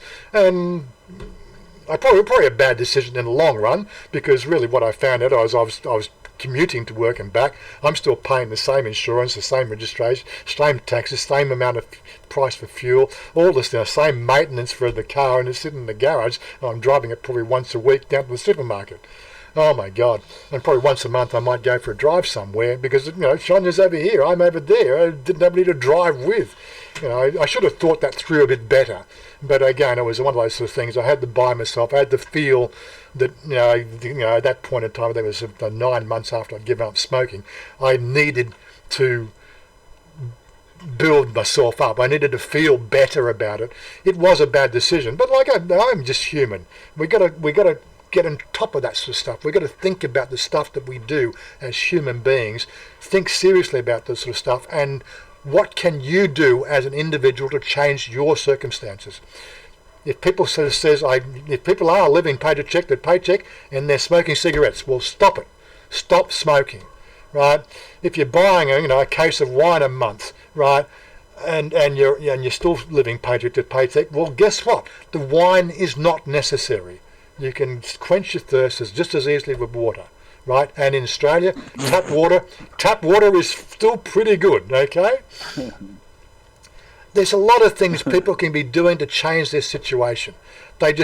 Unfortunately, people are stuck in their mindset of the fact that I can't change it because this is my life. Well, I changed, right? And I'm probably a bad example, but I changed. I decided to take a regular female as a companion and have a normal life. I changed, right? Found out how hard it was to actually have a family and grow up with a single wage and a single income and everything else, but I was still always putting money away. I was always taking that 10% and putting it aside. Always trying to looking at the rainy day. You've got to exercise that caution. But again, this is the thing. People don't do these basic things, right? As I said, we got Savage, which he's one of the Discordian group. He did. He's not even 30 yet. He's now financially stable, financially secure, right? He's an author now, but when he came from a very, very poor background, and he did probably the unthinkable. Not the 10%. He did the 80% route.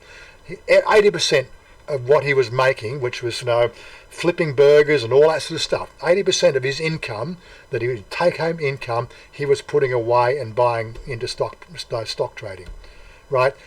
He changed his situation in 10 years. Now he does not need to work, and he's finding at the age of 29 he's got a difficulty in the fact that life is weird because he doesn't have the things that we do, those social outlets and social climbs and going out and pub nights out and things like that. And he keeps the weirdest of hours. He drops in an old weird hour. Like, what is it, 4 a.m. in the morning, Savage? But anyway, that's him. That's his life. He's trying to obviously get back into the swing of things. But you can change it. That's the point. The takeaway is you can change it. It just takes some thought, reading the right material, putting the right stuff on your head.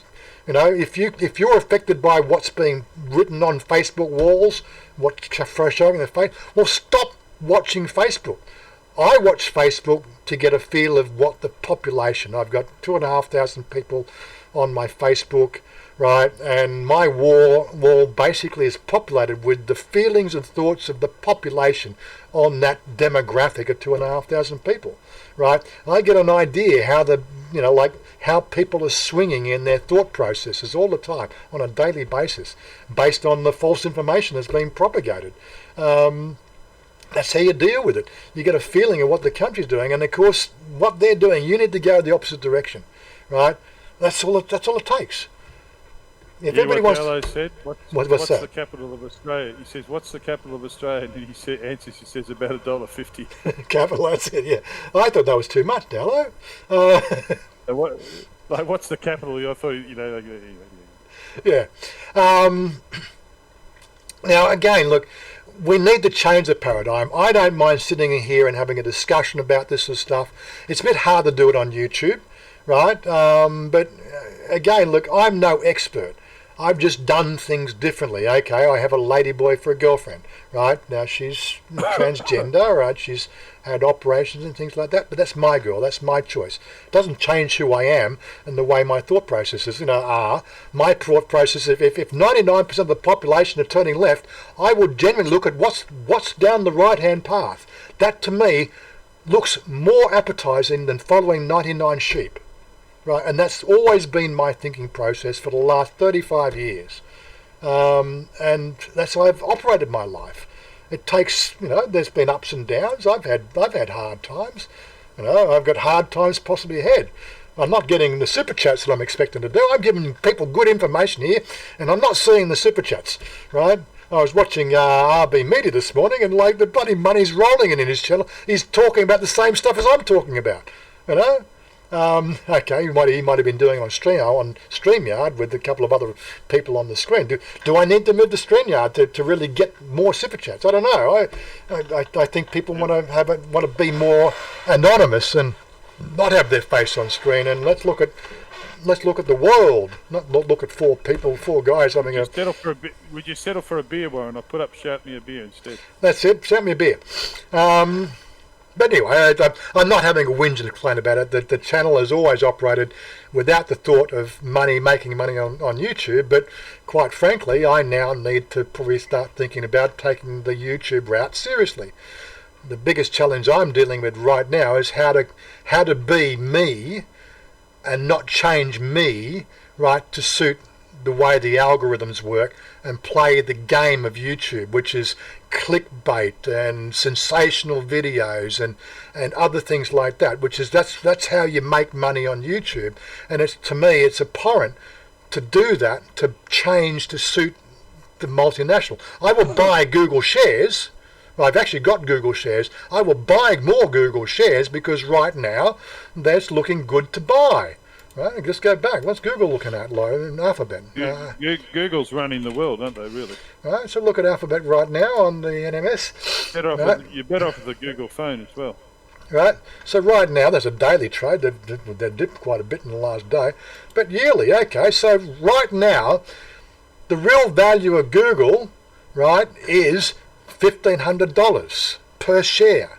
Right now they're $1,100 per share, which means the fact that buying $10,000 worth of Google shares, right, you will guaranteed to make money, right, in 4 to 6 weeks, because it will bounce back.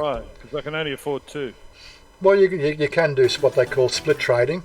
Thanks, Darla. 2 shares, please. There some online brokers will allow you to do partial share trading, right? So there are brokers, you can buy. Used to be a minimum of 500 shares, I think it was. You had to buy at least 500 shares. It depends on what the brokerage you're with. So some brokers will let you to actually say, I want to invest $1,000 in Alphabet, and they will take the $1,000 bet as a partial trade. Right, and that'll be your position as a partial trade on Google, right? And it will fluctuate in the market just the same as buying 1 share, right, or 5 shares or 10 shares. I'm not quite sure. It's going to be. My broker has a minimum. Exchange specific. Most US exchanges will let you to buy 1 share, but again, you might not play Google. Those shares are expensive, right? I was to say, if you're going to get in, look at the shares that are running around at $10 a share, right? Don't go to the nickel and dime or what they call the penny stocks. That is just too volatile, and it's ripe for being played. But a company that's been in business for 10 years that has a stock trade of about $10, look at those businesses, look at where they are, and you've got to look at them, each one. You've got to do due diligence and research and to say, where can I take some risk? It's all about risk, right? If you don't want to take the risk, then of course you do things. You take risk on things like the S&P 500, which is it's a basket. It's an EFT. You can actually buy you can buy S&P 500s, right? You can buy $10,000 of S&P 500. It's a basket of shares. Just make sure the bastard's not a bitch. It's a Dallas. Have a Tokla D on me. Yeah. There we go. That's my nightly dinner sort of taken care of. Don't know what I'm going to have yet. Haven't had breakfast. It's coming up to 12 o'clock. Haven't had breakfast. We still don't know what Tokla D means. We still don't know what it means. Pad Thai. What does Tokla D mean? Come on. We want the genuine Thai to tell us what Tokla D means. Hi dish, Dallo, Pad Thai, I was hoping you knew. I lost track of what you guys were talking about. Yeah, so we're asking what is Tokla D? But yeah, so I'm going to. That's going to like we're still going to do our day. Like the takeaway is we're still going to do our daily life. I think my audience is really looking at the real life living in Thailand as an option for a retiree. We won't distance that sort of stuff. I'm not going to set up other channels to have different material, but I'm going in different directions. I've got to say, what can we do? I said I've got to look at putting more eggs in more baskets. Looking at getting the stock exchange. I've got a couple of things that are going on at the moment. I might have to actually do some work. I said in a video, I might actually have to get a job. Not here in Thailand, but a job. A job? Well, a real job. Yeah, doing 3D design, which is something I do. I do 3D art. I think I showed you this before. At some stage, I do 3D art for gaming worlds. Oh, don't talk about a job. Talk about a job. You're in retirement. Open recent, like. What about gold prices? What about gold prices? That's something that I did for Second Life and one of my motorcycles in Second Life. That's a 3D piece of 3D art. But that's what I do. That's I can actually do that as a job. There are engines and facilities out there where I can take my ability to do 3D art and then make money off that. That just means the fact that I pretty much have to shut down YouTube, or not shut down, but stop doing YouTube, because when I start doing 3D art, that's it. That's it. It's like blinkers go, the walls go up. I can't focus because I need to spend time to actually, be in that 3D space environment. Yeah, to do 3D art. Yeah. And I could be sort of, start something up and 6 hours later, oh my God, it's been 6 hours. Same as when I'm gaming, which is a release, just walk away from the world and just game. I do that because it lets me think about other things. Yeah, stay safe, Dallo. Stay safe, and anybody else going. We are going to wrapping up now, but look, it's up to you guys. If you want to do more of this stuff, let's do this. Let's talk about doing things. That's what Discordianism is all about. It's about doing it differently to everybody else.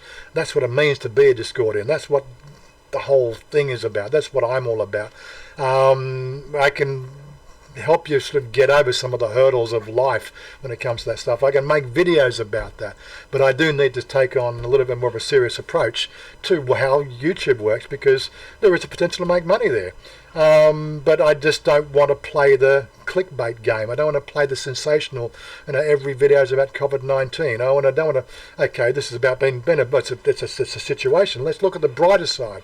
I'd like to do more of, the Prince Ear sort of stuff, the more positive, mentorship, what's his name? What's the English guy? What's his Russell Brand. I'd like to do more of that sort of stuff.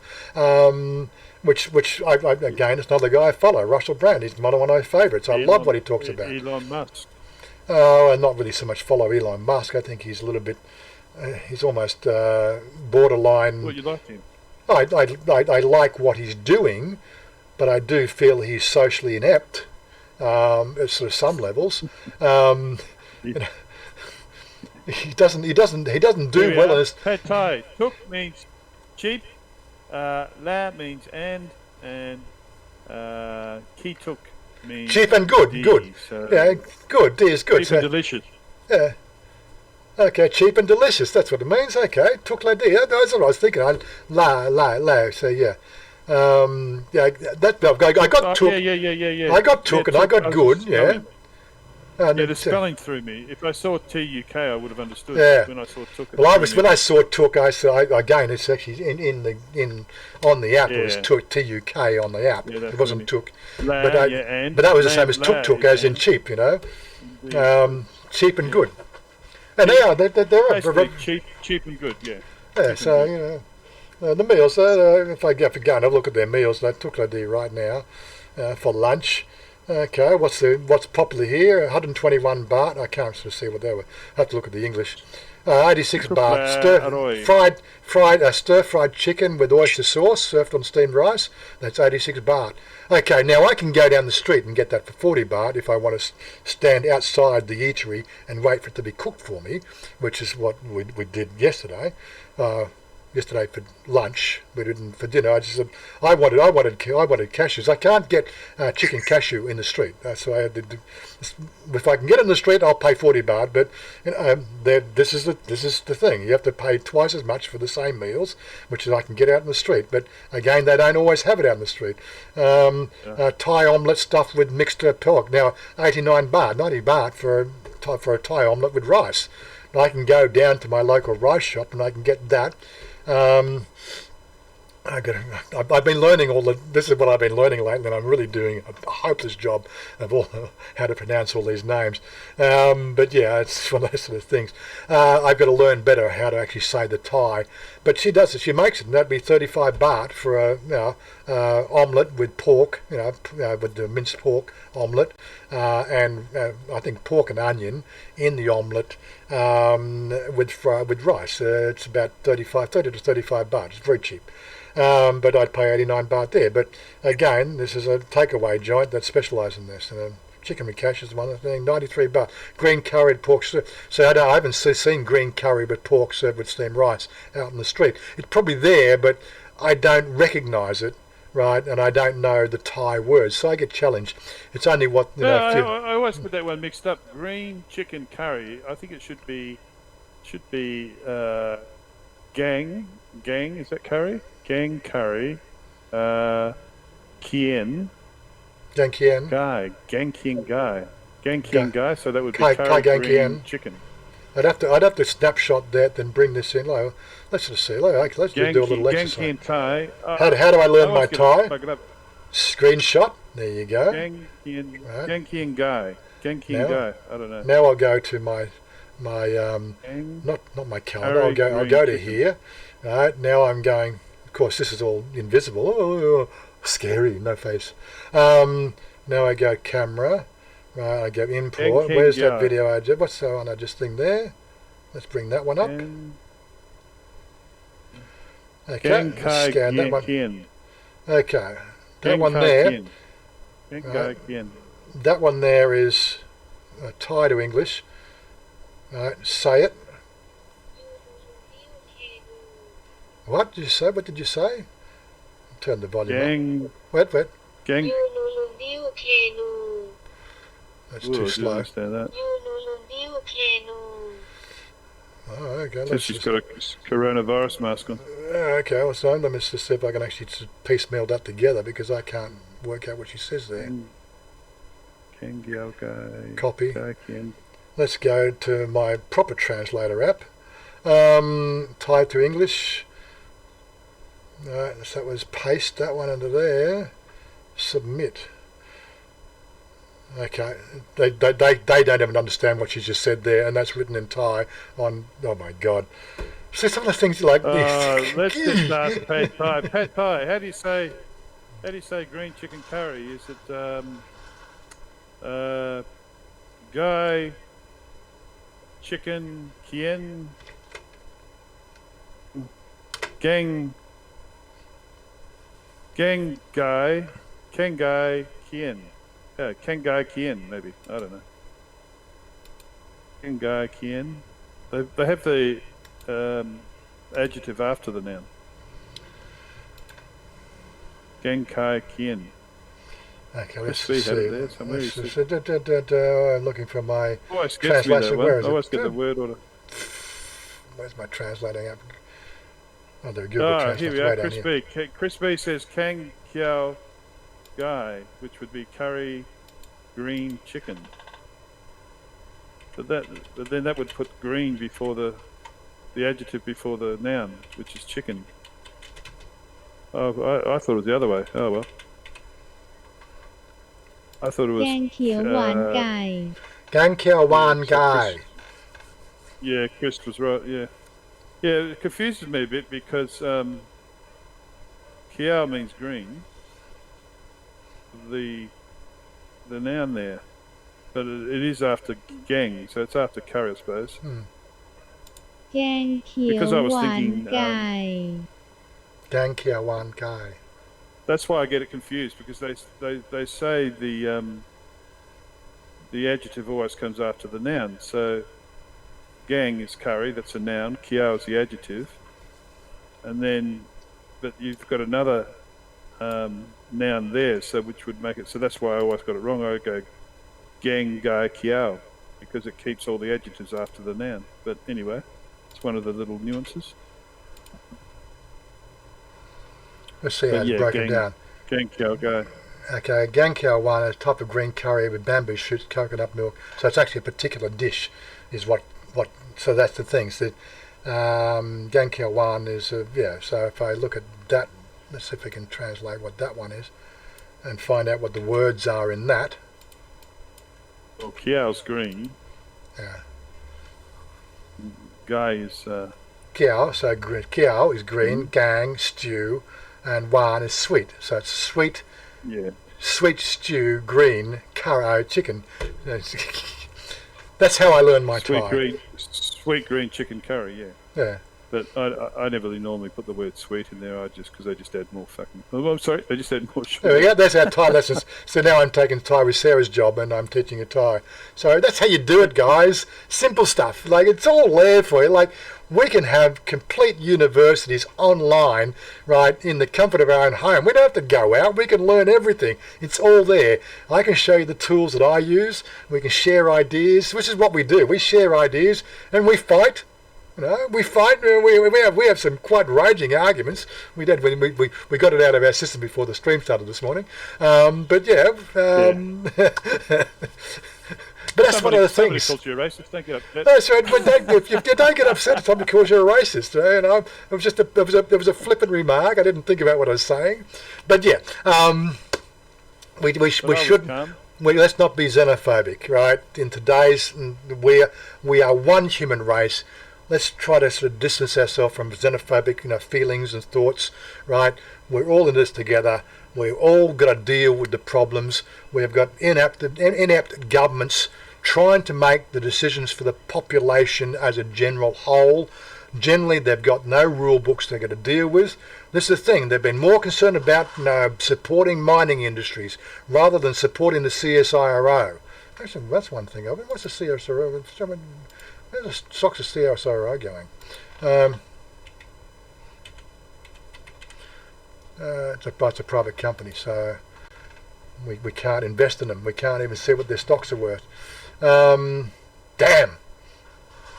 I thought they'd been public by now. So CSIRO should be a public company as well. But yeah, so they don't get funding, right? They don't, and they've done some great things in the last 30 to 50 years, but unfortunately they just don't have a government that supports them. I'll tell you what is obvious when you go to the supermarket now, not only are the shelves empty, but the profiteering that's going on. Mm-hmm. Profiteering. Again, human nature. Anybody that if you have personal contacts with people that you called your friends who are doing this profiteering thing, you need to scratch them. They're not part of the human race. They are no longer playing the game. My local shopping centre is just unbelievable. You can see it. And I thought, you buggers, you're already getting a huge profit by the fact that people are buying up all your stock. Like they're selling more stock in the supermarkets now than they would in a normal, year. Yep. What would normally take them probably 2 years even. No, well, let's say a year. They're making that in a month. Yeah, we're looking at this last night. buying. We're looking at Woolworths last night, which is quite interesting. Profits So, have gone right up. so here we go. So that's Woolworths last night. So before the panic buying started to happen, they were $43 a share, and now they're 34. Now they're 34.80. Okay, so the trading stopped a moment because it's Australian stock. That was that was last night. They sort of peaked in February, didn't they? Yeah. 5 days they've been a bit up and down. Panic buying was going. That's 1 month, That's 6 when months. all the panic buying was going on. Yeah, so that's that's 1 month. So I can't actually get a 2 month. This is again with trouble with Yao. This is what I'd like to have another one. I got to find one that lets me to drill in on date ranges. I found one the other day, but I didn't who are not bookmark it. from Australia, Woolworths is a major shopping retailer, or whatever you'd like to call them. And Yeah. Coles, they're the two biggest in Australia. And Well, we they can now look at year do to date, everything. They insurance and sell petrol, and they're really the major companies in Australia. Oh, year to date. Have all these little independents. Why is year to date not working? Oh my God. Yahoo's a bit buggy, isn't it? Can't get a year to date. You can get 5 year, I can get 1 month, but I can get a 6 month. Yeah, I have to do 6 months. It's not doing year to date for some reason. Looks like it's broken. Used to be, but yeah. to be, ironically, that property trusts did well. Like they used to just literally rape the, for want of a better word, the local shops and the retailers because they were charging huge amounts to lease the properties. But now all these businesses are closing down. For the first time in a long time, the guys who have all the money in property trusts are going to get a bit of a hit. Well, that's what it is. That's there'll be nobody Mirvac. That's Mirvac right now, right? And they were. This is not a bad stock. It's not a big mover, but it's a what I would call a blue chip. It's property trust. 5 year. They did a good. They did good over 2018. They do very well.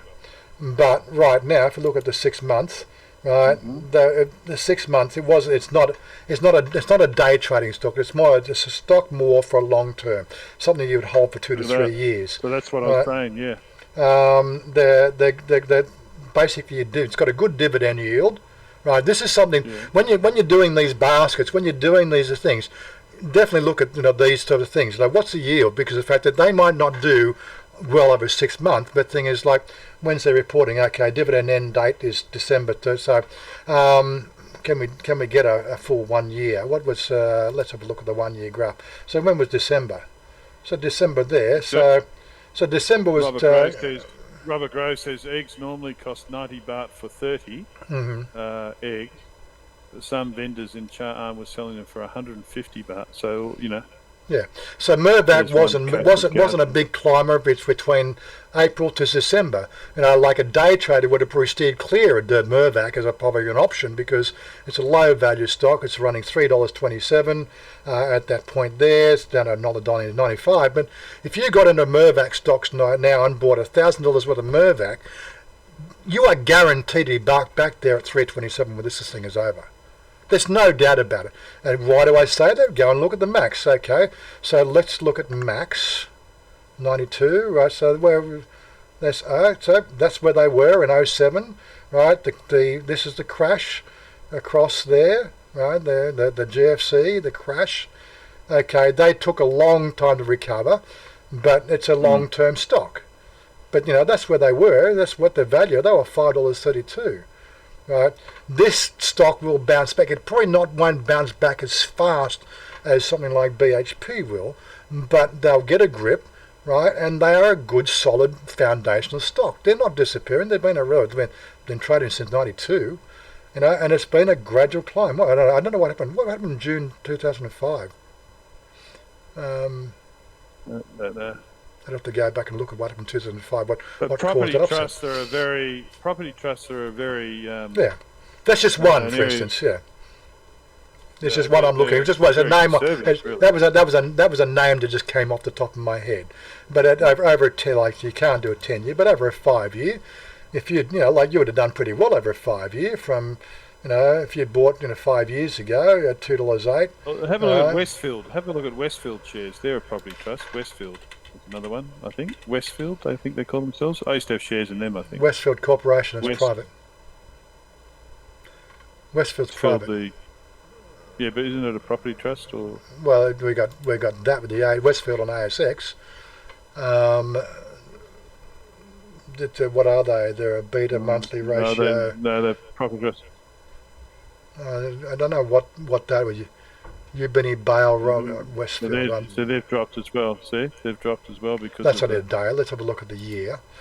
Again, so that's been a bit near over a year date, over a 5 year, and a bit see, that's what Max, I'm saying. That would be one stock I would not be interested in. Right, it has not performed at all. But any chance of these having an immediate growth? No, I wouldn't say you'd see an immediate recovery process. So what's the yield? What's the yield like on that? What are the dividends like? 6.8%. So these are again holding stocks there. Like December 20th, if you had, if you had $1,000 invested in them, right, that would be like you'd have made $68. Right, that's 6.8% of 1,000. No, that's $6. That's $6.80 for 100. So that's $68. Yeah, you'd have made $69. Depends how many shares. Depends how many shares you have, of course. Yeah, you would have made $69 on $1,000 invested, right? And that would have been that's fully franked. I think that because it's Australian, that'd be fully franked, which means that the tax is minimal. I don't know what the taxes are. Every fund goes differently, but the taxes vary per fund or per dividend and how well they pay their taxes. Have a look at Wesfarmers. Wesfarmers is a good one. Wesfarmers.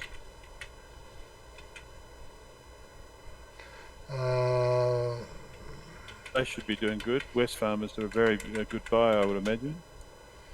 Okay, I'd need the ticker. I don't know what Wesfarmers is. Well, it's like a property trust, but yeah, but I'm not getting a hit on a match. Make it one word. The West Farmers. Yeah, so Deutsch Berlin. So I'm not seeing it. Yeah, not coming up. Australian company. No. Oh well. Well, that could be actually Coles. They run Coles, and they include various companies. I'd have to find what the ticker is. They're almost like the parent company. If you've got Wesfarmers shares, they've got subsidiary companies in there as well. So yeah. Anyway, very well. The takeaway, like if we could do that, we could just talk about this sort of stuff and have a bit of thought process. Again, getting back to the takeaway, right? Boss and I, don't they own Bunnings? Let's have a look at Bunnings. Yeah, they own Bunnings. Wesfarmers owns Bunnings, and I think they had other shares in different companies as well. Yeah, they own Bunnings, Bussin' Over. Yeah, they do. Pretty sure you're right there. But it's a private. Your Bunnings on Crunchbase. It could be a subsidiary of Wesfarmers. You know what I mean? What I'm trying to do is I'm trying to drill down to who they are. See if I can get. CB rank, is that the company?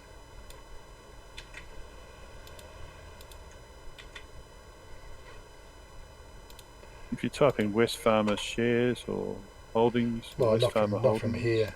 Anyway, that's part of the game you're going to play. You're going to find out. Obviously, you know who they are in the real world. Some of these exchange numbers and things like that.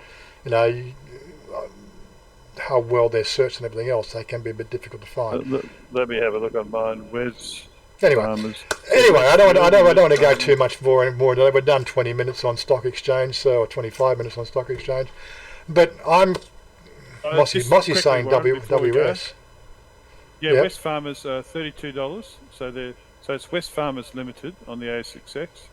They're $32 at the moment. They have been up to 35, but they're right now. Oh, they're friggin' $16. They're now $16, so now would be a great time to buy those. Let's have a look at the 5 year on that one. Wesfarmers. Yeah, Wesfarmers, definitely go for a Wesfarmers. The Wesfarmers look very good. That would be a See? bit of advice. That's that almost. That's on the day. That's the last day, right? That's for 30. But if you look at the last, 5 years. Yeah, I know. I got the 1 Like year in up. 2000, they were 45. Yeah, they were $45 at one stage, right? That Now was in they've February. plummeted because of what's That was going on. February 20. So February. they'll bounce right Yeah. back. What happened to West Farmers? This is what you do. What happened? Let's go to Max. What happens in the crunch? How quickly did they bounce back after the GFC? Well, they bounced back.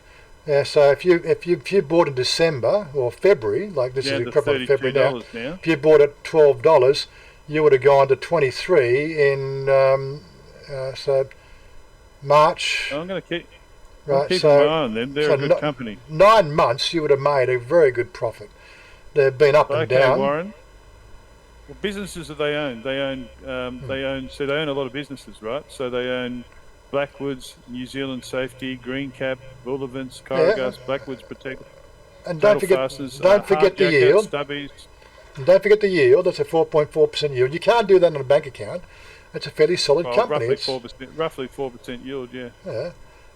So you know. 5 at the moment, over a day today. But I mean, so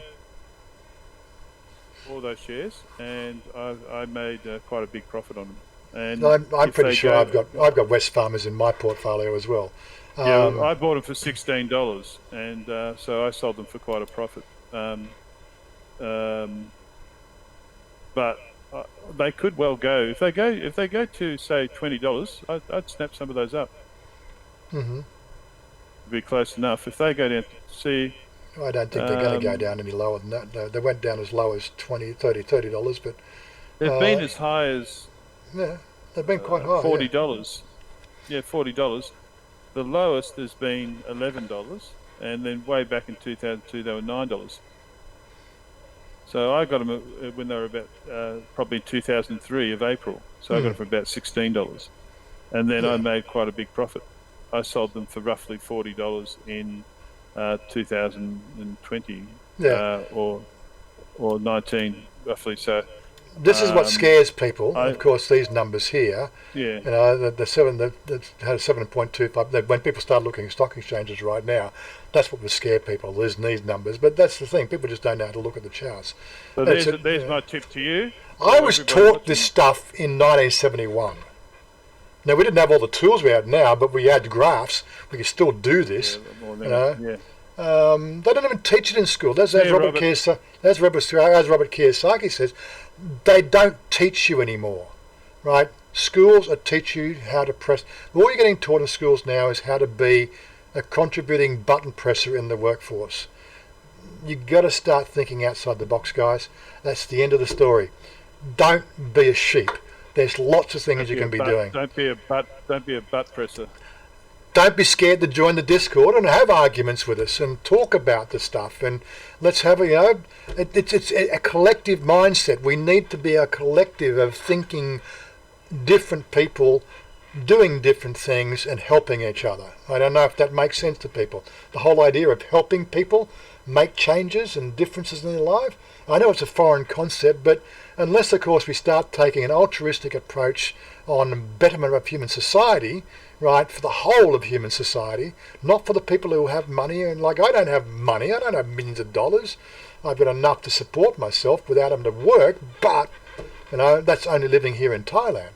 You know, I could not do, I may be able to do it on a pinch in Australia, but I'd be living alone in Broken Hill somewhere, you know.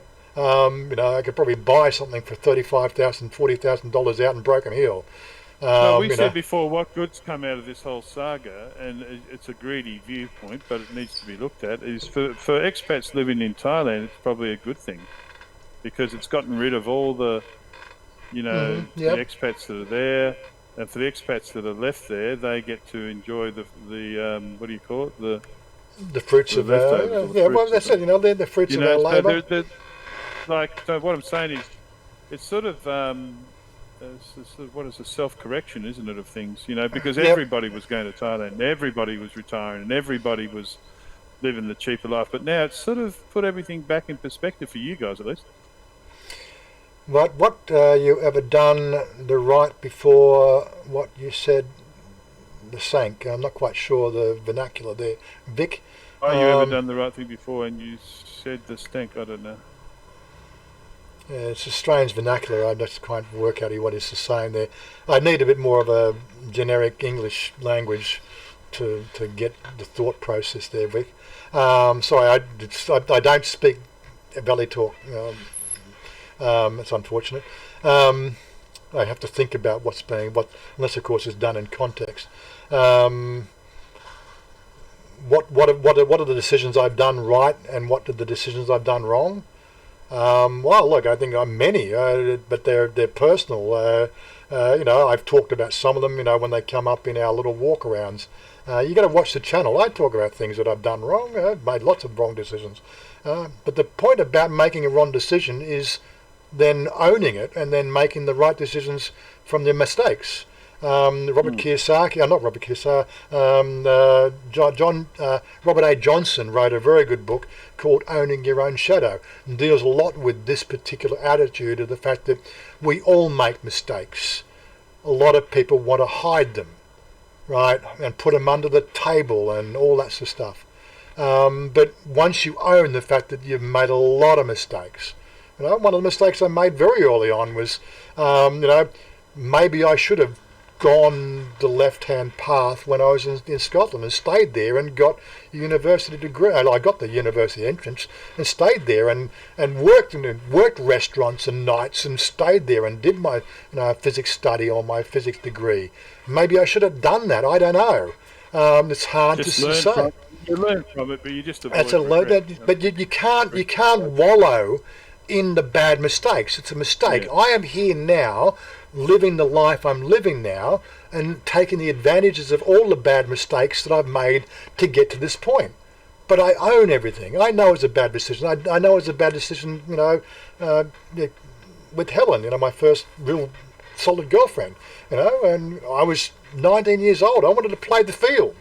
I didn't want to be sort of locked up, I quite joke about the fact that, she's now got 5 kids, she's been with 2, she's got kids from 2 relationships, but she's got 5 kids. All good for her. She's having some struggles right now. She owns her own business in the Gold Coast, and she's having some difficulties there now, but she's been doing very well for herself. I always jokingly say I dodged that bullet. It didn't have 5 kids, 5 ankle biters, running around, but, what would my life have been differently? You invariably grow up to hate you anyway. When 83, when 82, wasn't it? I think it was 82, 81. I got out of the reserves. They wanted me to come back in as a regular because I was coming up to finish my apprenticeship as a fitter and turner, and they offered me a position there full time in a position of marksman because they found that I had an attitude to be, not what's they call it, an ability, which was exceeded most people that come through their training program. Right, they can shoot the wings off a fly at 300 metres and do it with probably, very little problems. They wanted me to, but I didn't want to kill people. Back then, I think one of my major studies back in '83 was Buddhism, right, and the idea of shooting somebody, that was completely foreign to me, and I really didn't want to go down that path. But hey, in 20 years I would have been out on a pension, right? I probably would have got to at least staff sergeant. I might, who knows what my life would have been like, but I wouldn't be here now, right? I can't wallow in the thoughts of had been, wanted been, like all that sort of stuff. You've got to accept the fact that the past is the past. We can only learn from the mistakes of the past, right, and then make better decisions. The only way you make better decisions, you've got to make a lot of bad mistakes. And quite frankly, I've made a lot of bad mistakes. I've pissed a lot of people off in the past. I probably piss a lot of people off right now, right, with some of the stuff I say because I'm very opinionated, right? But they're still on a JOB and I'm here in Thailand. That's why I get a lot of naysayers because they just don't like the fact that I don't have to work and I've gone left-hand path and I have a ladyboy girlfriend, right? They find that abhorrent in their lifestyle. Works for me. I didn't mind saying, you don't have to have a ladyboy to do what I do. You know, get the idea? You just got to make changes in your life. That's all you got to do. Anyway, we are rattling on. It's 12:30, and I really need to. What about Dallo's back How long again? have you been on a while? I should wrap it up. Dallo's been asleep and he's back again. Dallo's been he's had his nighttime sleep. They're still going. What have I missed? Dallo. Have I got some numbers? I did see it pop up about a minute ago. There was 23 people still watching. So I don't know how we going with our numbers. It's hard to tell. Can't see them anymore. Oh, hold on. No. 25 thumbs up, and 5 thumbs down. 5 thumbs down. Oh, we got some thumbs down today. Oh, good.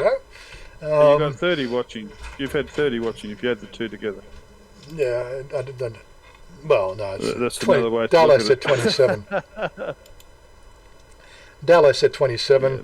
So I'm not seeing it here on the that's thing. the I've got same no idea. So We're not seeing 30 stream close enough, numbers. round it off. I just said as high as 44 Yeah. earlier. So, but Yeah. it's all good. Anyway, we should wrap it up now. Do the usual All sort of right. sign off and get out of your face, and get on with your rest of your Cue the day. song and get off. Don't be scared to come and join the Discord channel. It's Discordia. It's going to be we'll have discussions. We'll have tit for tat, and just But thing is, we're grown ups. We can deal with it. That's what we do as human beings. But kiss and make up. Just stay a metre and a half apart. Okay. I've got to shift because I'm supposed to have something organised for 2:00, so I need to get out of here so I can get showered and ready and everything else. Anyway, thanks for joining, and we're going to get off the screen here. Let me get off the screen. Here's me again on the screen. Hopefully you got something out of that. Everybody. I hope you got something today out of this. Thanks for joining Stephen and Blue and Oggy. You're welcome to come and join us on the live stream. You're welcome to come and join the channel anytime. Stay Just much have a chit chat. I'm going to tell Chanya about the possible meet up this afternoon with Goy. See if she wants to come and see if she wants to get some jeans on. See if she wants to get some jeans on, right, and go for a ride down to a Goody Motor Cafe down here. Oh, Goy, she wants to meet up this afternoon for coffee. when? This afternoon, 2 Today? p.m. Yeah, 2 p.m. No, just safety, not Yeah, go just everywhere. it's only just down the road, just right No by the side. way. You say no way? Safety COVID. Okay, she's telling me I shouldn't go, so I have to tell Koi we're not going to go. Not, just stop for COVID. Yeah, but not Koi party. said she's going to go. No, please. Just today. Okay, she's saying not to Okay. go. So I'll take her advice. It's all good. Safety yourself every day. Have people have Come down, COVID. come and say hello. 100 people, 200 people, Thai. And what you think? 1 month have a lot of people. Come, just save come. yourself. Come and say hello. Wave goodbye to everybody. Hi. There she is. She's saying good. Down more. Hello, No, I will Saudi. Saudi, Stephen said Saudi Club. Not go today. Okay. Please. Okay. The girl says not to go. I got to keep her You happy know, too. now Thailand people stay in Bangkok. Look scared for go everywhere in the Thailand. Yeah. But But we're save motorcyclists. yourself. We're motorcyclists. We're Why did he motorcyclists. wait for you to go to work and then he go? Yeah. Not meeting, Okay. She says not to go. So. only meeting to webcam, not go. Yeah, only meeting through everywhere to webcam. meeting, okay? There you go. I've been told I can't do it, so I'm going to wrap it up now. I'm going to get the music going. Thanks everyone for joining, and we'll go on. Oh yes, Who wears the trousers? yeah, right. Yeah, she's telling me she's the boss. So I got to do as I'm told, and I'm going to talk to you next week. Don't forget to stay tuned to the impromptu live streams that we're doing throughout the week. We'll do more of this chat. Goes anyway. No way. Yeah. Warren's not going to go. We'll soon find. Oh, I got the wrong thing. That was going to play that. Let me go Bye-bye. back. Wait. There we go. Play the music. song, Play the tune to get out of here.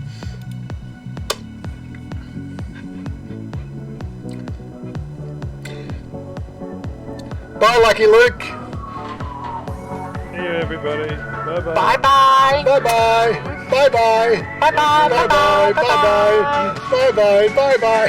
Have to take care. Take care. Take care.